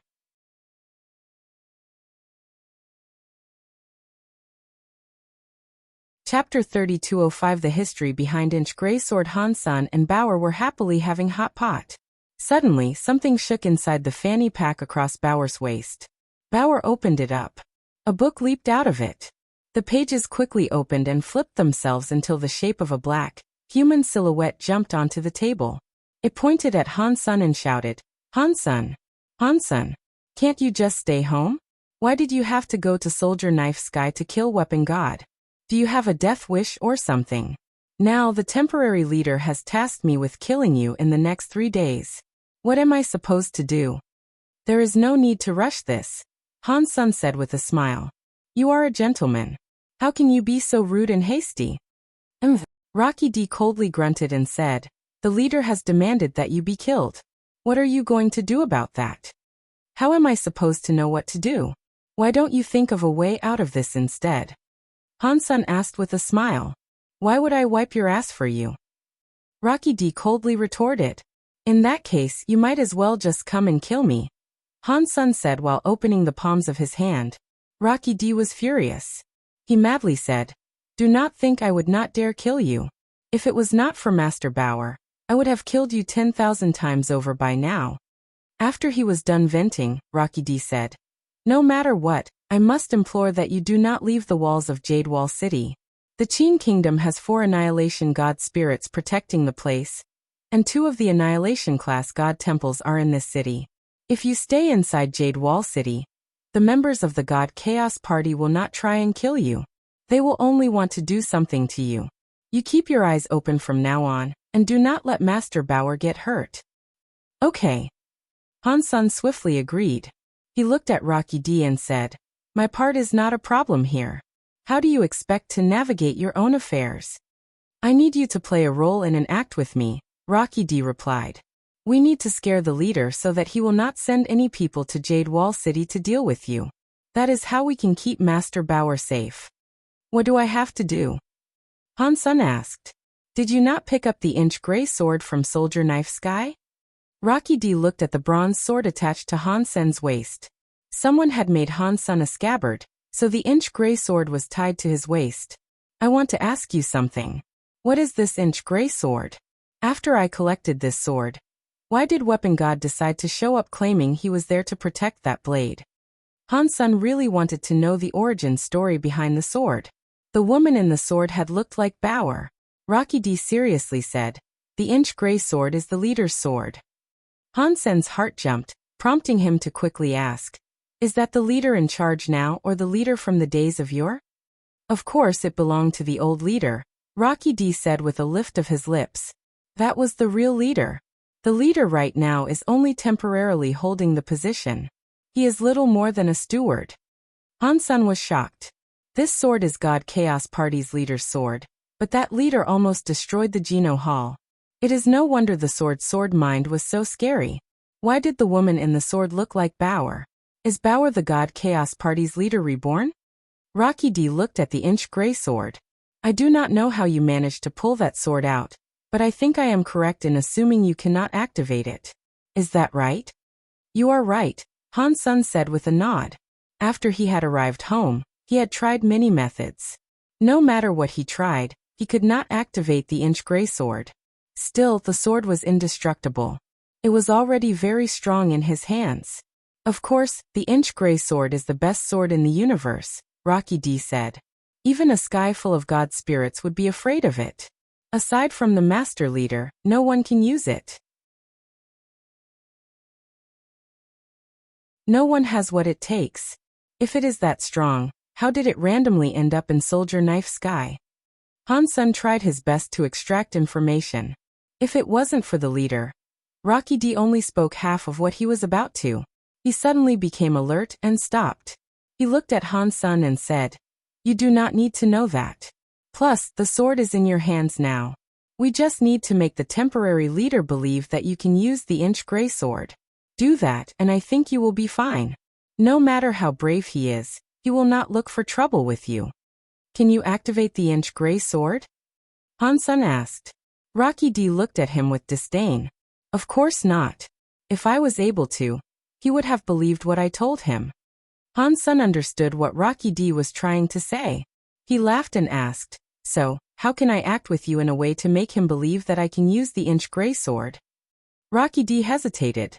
He looked at Bauer and immediately looked back at Han Sr. "I have a way to make him believe the story, but you must do one thing." "What?" Han Sun asked. Rocky D's paper-looking body jumped onto Han Sen's shoulder. He went next to his ear and whispered, "Do not let Master Bauer use the inch gray sword, or there will be a disaster the likes of which you could never imagine." "Why?" Han Sun looked weird. He thought the leader of the God Chaos Party was related to Bauer. "Just do as I say."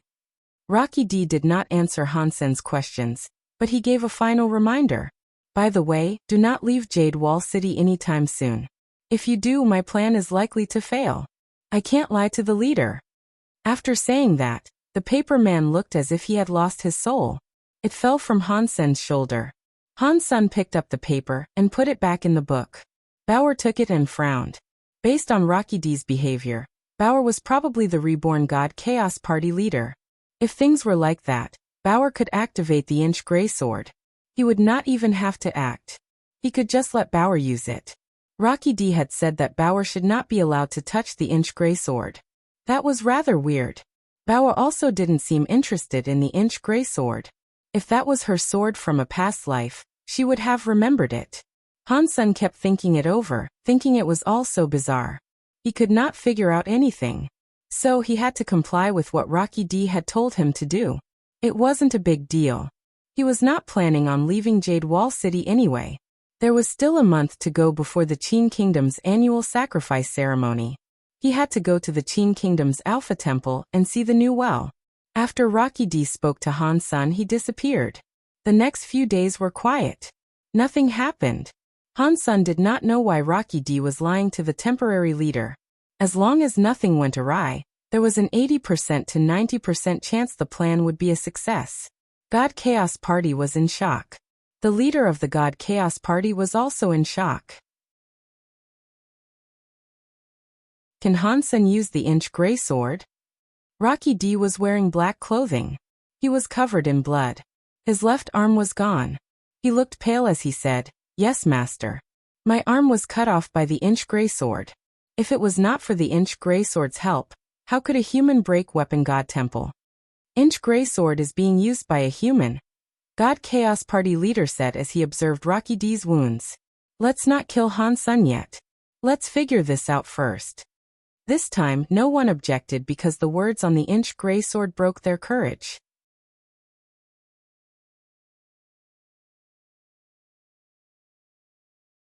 Chapter 3206 Mirror Lake changes back in the Geno universe. Linger sat upon a stool in Space Garden. She placed her hands up against her jaw to cradle it, and stared up into the sky to daydream. Little Linger, did you miss Brother Yu Hang? A man approached her with a smile on his face. He smiled at Linger. Granddad Yu Hang, you have come back so quickly. Linger looked at Wang Yu Hang with surprise. Wang Yu Hang's face looked dim. I told you that you should call me Brother Yu Hang. You are still calling me a granddad. Am I really that old? But they say my father called you an uncle, Linger said with a blink of her eyes. We are not related, so it does not matter, Wang Yu Hang said. Our relationship has nothing to do with them. You should just keep calling me Brother Yu Hang. By the way, is Little Flower here? Where is he? Wang Yu Hang asked. Brother Little Flower is with Big Sister Menger, Big Sister Zero, and Big Sister Little Sky, Linger explained. They have gone to outer sky. They heard Mirror Lake has something new going on there. That is fantastic that they found something new, Wang Yu Hang said as he rubbed his fists. I cannot wait to go to the anti-material world. I want to see how Han Sen is doing. After saying that, Wang Yu Hang readied himself to leave Space Garden. He was going to go to Mirror Lake. After taking 2 steps, a hand grabbed his sleeves. Big Brother Yu Hang, can you take me to outer sky? I want to go see Mirror Lake as well. Linger looked at Wang Yu Hang with a pity-filled face. No way, Wang Yu Hang said with a shake of his head. You are too small. It is too dangerous for you to go over there. He did not want to take this princess to such a place. If something happened to her, all the creatures of Space Garden would want to bite a chunk out of him. Brother Yu Hang, are you not going to bring me? Linger looked at Wang Yu Hang with sadness in her eyes and blinked. I would like to take you, but it will be too dangerous. There are many scary creatures. Before Wang Yu Hang could finish, he suddenly felt as if his entire body was turned upside down like a character big in the Chinese language. Linger sat back on her stool, placed her hands under her jaw, and looked at Wang Yu Hang. Her eyes glowed. She smiled and said, It is fine if you don't want to take me. If you don't take me, you must stay here and play with me. Read only at Downnovel. Cough. Cough. I really am busy. I don't have the time for that. Now please put me down. Wang Yu Hang struggled with his words and his body. Nothing he tried could help him escape. It was like an invisible rope had tied him up. Take me or stay here and play with me, Linger said with a smile. Wang Yu Hang looked angry and asked, Little Linger, how could you do something like this to me? I am your granddad, Yu Hang. Did your mother not teach you to respect your elders? Linger is supposed to be a good child, so stop messing about and put me down. Yes, my mother taught me to respect elders, but you said you are Brother Yu Hang and not Granddad Yu Hang. Linger said as she blinked her eyes. Fine. Fine. Fine. I will play with you. What would you like to play? Big Brother Yu Hang is going to play. Wang Yu Hang was very angry, but he could not fight back. He had to blame himself for being stupid earlier. Let's play your favorite game, little six, shall we? Linger clapped her hands. The six-ear macaque came running over. It ran right in front of her. After hearing Linger's words, the six-ear macaque's eyes were bright as it looked at Wang Yuhang. What do you want? Don't come any closer. Wang Yuhang looked at the six-ear macaque, which did not look nice. It felt as if something was wrong. He felt very bad. Not many people were at Outer Sky's Mirror Lake, but a giant laboratory had been built there. Many people were seriously examining the screen inside the building. Many people were controlling all sorts of tools.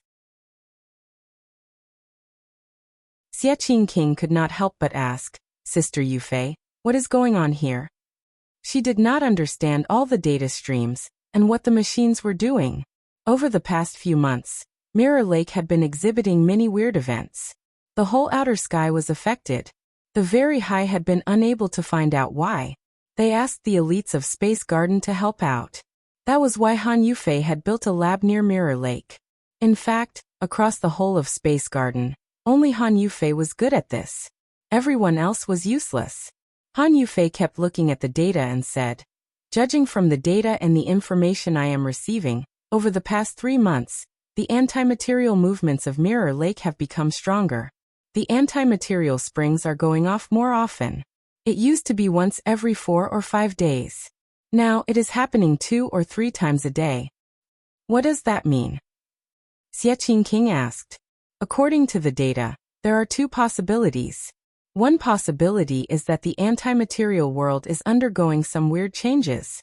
The buffer zone between the 2 worlds has been impacted, so that is why there have been these changes. Han Yufei paused. She looked excited as she went on to say, one possibility is that there is a power breaking the barrier between the 2 near Mirror Lake. When everyone heard that, their faces changed. Someone happily asked, is Big Brother coming back from the anti-material world? Han Yufei shook her head. According to the information given to us by the Very High, this movement already existed, but it was weak and did not affect anywhere else in outer sky. Therefore, no one gave it any attention. I am sure that it has not been going on just in the past few years. So it probably isn't Han Sr. Does that mean those creatures in the anti-material world are going to try and break through Mirror Lake and enter our world? Xiaqing King asked with shock. So far, that is the most plausible theory, Han Yufei replied. If the veil is broken, what might happen? Xiaqing King asked with a serious look of concern. I do not know, Han Yufei said with her eyes glowing. The one thing I do know for sure is that when the 2 worlds are connected, we can feel the power of the 2 worlds straight away. Perhaps we can be our race's elite Tai Yi and have the 2 world powers to become break world elites. Xiaqing King's eyes glistened as he asked Han Yufei, what kind of power is a break world power? Ever since the Geno Hall battle, the Geno universe had undergone many big changes. All the resources grew like crazy. Many people were able to level up and develop at a much faster rate. Xiaqing King had already reached the max god level. He could not go any higher. He also did not want to be a god spirit, so he stopped, unable to improve himself any further. I have not reached that level yet, so I do not know the proper details. Han Yufei seemed to grow more excited as she said, I only know that putting the main and second world powers into one, for the witch, was something only Tai Yi managed to achieve. The reason why achieving break world is hard is because we cannot feel the powers of the other world. If Mirror Lake is broken, we will be able to immediately feel the powers of the anti-material. That means breaking the world will be much easier.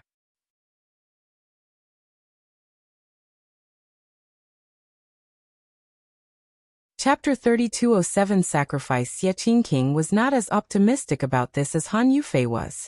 He worriedly said, if there is an elite out there who can break the barrier between worlds to enter our universe, it could very well be a grave disaster for us all. Han Yufei shook her head and said, you think too much. If they break the world and come, then the rules of our universe will restrict them. It will be just like Qin Xiu back then. No matter how strong he was or how many god spirits he was able to kill when he came to our universe, he was unable to defeat the true elites. He could not fight for long. Qin Xiu traveled here solo, but this time the path between worlds is opened. There is a difference between these two events. Xie King did not agree with Han Yufei. Han Yufei did not want to argue with him. She coldly said, "If there is danger, we cannot do anything to stop it. If you are going to bleed your worries over everything this early, why not be more productive and figure out how to level up to protect yourself?" "You are right," Xie King said with a laugh. "What you are saying, Sister Yufei, is the best course of action." He was trying to lick her boots. Xie King was very overbearing.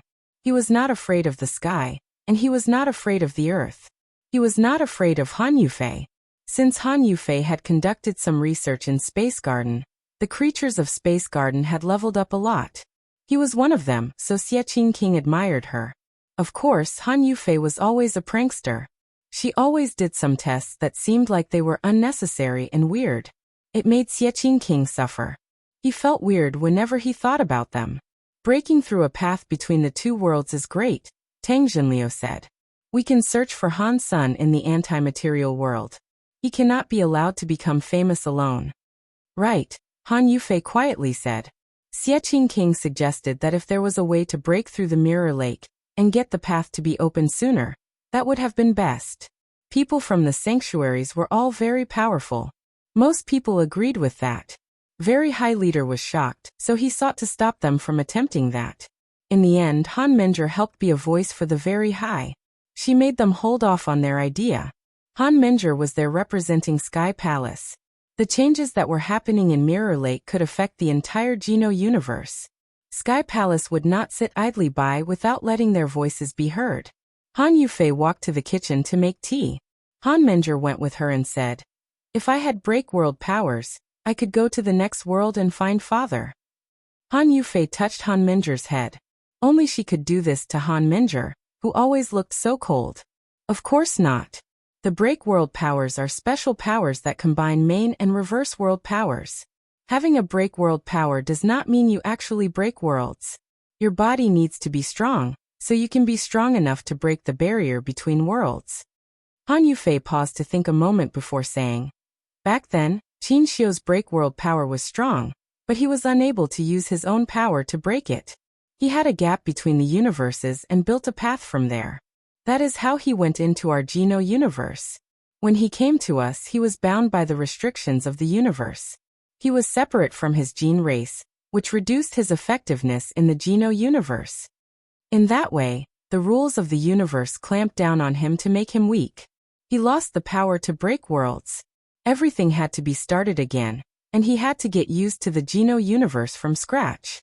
He had to learn our Geno universe powers. I have to admit that Qin Xiu was a genius who was very talented. Although he had to learn the Geno universe's powers again, he grew up fast and became nearly invincible before the end." Han Menger quietly listened to Han Yufei and asked, "Where did Qin Xiu come from?" "He came from Mirror Lake," Han Yufei said with a smile. She quickly added, "But World King God's power is a world power, and Qin Xiu's God Spirit Blood Pulse power is a time and space element. When combined, the two create the Break World power. It enabled a power to travel between worlds. That was how he was able to use a glitch and enter the Geno universe. Otherwise, if someone did not have the same power he did, people could not come here alone." Han Menger sounded disappointed. "Aside from breaking Mirror Lake, does that mean there are no other means to reach the other world?" "It is not that there is absolutely no way. We used to research and create god temples. We could then use those god temples to travel through space and reach the other world. These tests came so close to success, but there was a god fight and sacred broke. Our created god temples were destroyed. The information and data were lost. To get the information again and create a man-made god temple is not something that can be done in a short amount of time." Han Yufei patted Han Menger on the head and said, "Do not worry. No matter where he has ended up, a man like Han-sun is likely doing just fine." Han-sun really was fine. In the Feng family's castle, he was like a king. He had people serving him around the clock, all the while he wined, dined, sipped, and sucked on the nicest food and drinks one could receive. "Han-sun, are you really coming with me to join the sacrificial ceremony?" Qin Bai felt rather worried about it. Although he would have 2 servants joining the ceremony, They were servants. They were the ones who reminded Qin by what he would need to do in the ceremonies. The sacrificial ceremony was very complicated. Ordinary people could not remember all the procedures of the ritual. That was why there were servants. If he swapped Han Sun with one of them and something went wrong, Qin Jingjin would not let that go. Do not worry, Han Sun said to comfort him. I can see through the hearts of people. I can just read a servant's memory and remember the entire procedure without missing a beat. It won't go awry. 2. I thought you were going alone. Qin Bai's eyes opened wide. Han Sun smiled. He pointed at Bauer. Bauer and I will disguise ourselves as servants and go with you. Qin Bai shook his head. You can disguise as a servant, but Bauer is too small. How can she not be discovered? Bauer rolled her eyes at Qin Bai. She used her sunglasses. Qin Bai froze at the sight of what she became. She looked just like Qin Bai. Not just a servant, but I can even disguise myself as you if you want, Bauer said. Her speech mannerisms were just like Qin Bai too. Qin Bai was not shocked. Instead, he was happy. Bauer, you have such amazing powers. Why don't you just pretend to be me? I don't want to go to those boring ceremonies anyway. Han Sun shook his head. No. This is the Qin family's blood pulse sacrifice ceremony. Even though Bauer can look like you, she does not have the king's blood. If something happens, we cannot lie our way out of it. The officers will never forgive you. It is likely the king never would either. Qin Bai looked sad. All right. Tomorrow, you guys come to the palace. The 2 servants will teach me the procedure. Then, you will replace them. In 2 days, we can go to the Alpha's temple and participate in the ceremony. Qin Bai thought having Bauer and Han Sun around would not be so boring.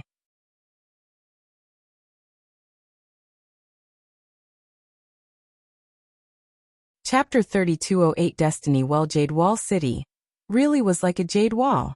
A flat circle with an empty circle was at its center. The empty part in the center had a man-made planet. That was where the Qin Kingdom's Alpha Temple resided. The sacrificial procedure was a very complex affair.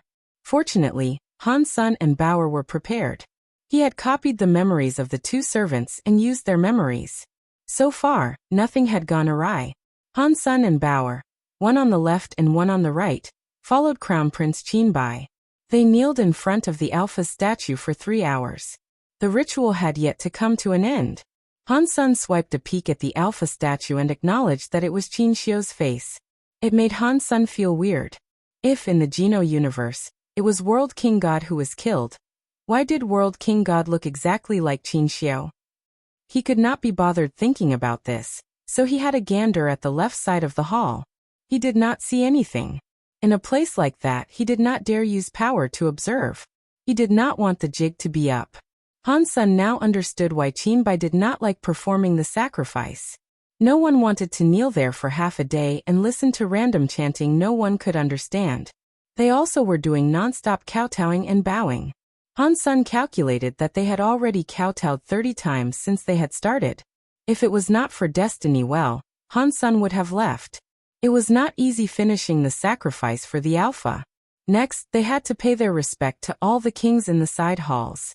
Although he knew how to do it, it was extremely boring when he did it. The Qin Kingdom king led the royals and officers to kowtow before all the kings. They kept doing it until even Han Sun started to feel dizzy. How many kings does the Qin Kingdom have? If we keep kowtowing like this, when is it going to be over? Han Sun looked at the monuments of the kings. He could not even count how many were there. Still, they kowtowed to all of them. If they really did go kowtowing to all of them, their heads would probably break before the end. Han Sun thought, a family that has run for this long is not a good thing. This is just more and more troubling for your descendants. It was not easy kowtowing to all the kings. It was eventually midnight. Han Sun remembered they had arrived there earlier in the day. It had all been a mixture of kneeling or kowtowing up until now. Finally, we are going to see Destiny Well. Han Sun let out a long sigh. Bauer did the same. They had lived for many years, but they had never before been forced to kowtow this much. When they visited Destiny Well, every officer exited. Even the royals remained outside the Alpha Temple. The current king's close relatives could pay their respects there. Even Qin Jingzhen's daughter had to wait outside. She kneeled outside. The king only had Qinbai as his sole son. Qinbai had yet to marry. In the end, it was only Qin Jingzhen and Qinbai going to the side hall to visit Destiny Well. The others around were the priests in charge and the servants next to Qinbai. They were of course Han Sun and Bauer. Han Sun was finally able to see the legendary Destiny Well. It was different from what he had expected it to be. Destiny Well did not exude a royal feeling. It was just an old well built from stone. The stones that composed the inside of the well had been there for a long time. They were all smooth and silky. It was like people had ground them. Just as Qinbai said, only the words Destiny Well were written on the octagon-shaped well. Those two words were very familiar to Han's senator. It looked like it was done with Qin Xiu's handwriting. It definitely belonged to Qin Xiu. What they were doing now was different from the sacrificial ceremony of earlier. After Qin Jingzhen and Qinbai arrived, they were not in any rush to kowtow. They kneeled in front of the well waiting for something. Han Sun and Bauer, one on the left and one on the right, kneeled behind Qinbai. The two of them saw the two servants' memory and knew they only started the sacrifice after midnight. One of the reasons the ritual was so long was because they had to wait to come to the Destiny Well. There were only 5 minutes to go before it was midnight. Han Sun was unable to do anything except patiently wait. Qinbai was usually very loud. Throughout the whole day he had not said anything. He did exactly as he was told and did not speak a single word. Han Sun thought he must have been told off before or something. Han Sun did not see anything special about that Destiny Well. He felt sad. Do I have to wait until midnight to see what is inside the well? It was very hard to muster the patience to wait 5 minutes until it was midnight. Finally, the priest hosting the simple ceremony arrived. Compared to the complicated ceremony earlier, the ritual for the Destiny Well was easy. Qin Jingzhen and Qinbai, the father and the son, burned some incense sticks and started to pray. They bowed 3 times, then it was done. At least, Han Sun thought it was done. It made him disappointed because he had not been able to see anything special about Destiny Well. The ritual had actually not ended yet. As the priest set things up, Qin Jingzhen grabbed a sacrificial knife, cut his finger, and dribbled some blood into the well. Qin Jingzhen dropped some blood into the well. The quiet well was like a cauldron. It kept making strange gudong sounds. It was like water boiling. Han Sun was shocked. The priest and Qin Jingzhen were shocked too, but neither of them moved. They stood where they were staring at the old well. The sounds coming from the well were very loud. Not long after, the old well's black chains started to shake and make la-la sounds. The chains were thicker than the arm of an adult. They rattled against the stone well. They soon went into the well. They kept making their la sounds. The chains were straightened. It was like something was pulling them down from below. Han Sun frowned. He had heard the legends about these chains from Qinbai. He had been told that they were there to chain up a god beast that was able to suppress kingdoms. With that god beast being suppressed inside the well, the Qin kingdom's luck would remain. The Qin kingdom would not die. Qinbai had not told Han Sun that it would move. He looked at Qinbai, whose face did not look good. He was scared. He did not know there would be movement either. The big priest looked happy and said, "Mister, I think the Alpha's prophecy is coming true." Really? Qin Jingzhen looked happy too. With a look of excitement the priest said, "The well's water is thrashing. The chains of destiny are moving. This is the Alpha King's sign of prophecy." He brought in the other priests and servants to kowtow near the Destiny Well. Suddenly there was a ding sound. The chains, which were as thick as an adult's arm, broke off the well. The entire chain fell into the well. In the next moment, the well erupted like a volcano. A lot of well water rushed out. The well water was scary. It was red. Lots of well water spilled out, hitting the ceiling to create a sky full of blood rain. You're tuning in to the Li Mei's Wuxia Whispers YouTube channel. We're so grateful for your support, and don't forget to subscribe to join us on this incredible journey through captivating stories. Your generosity through donations truly makes a world of difference, as it's the primary source of revenue that allows me to expand and enhance this channel for you. Thank you from the bottom of my heart for being a part of this adventure.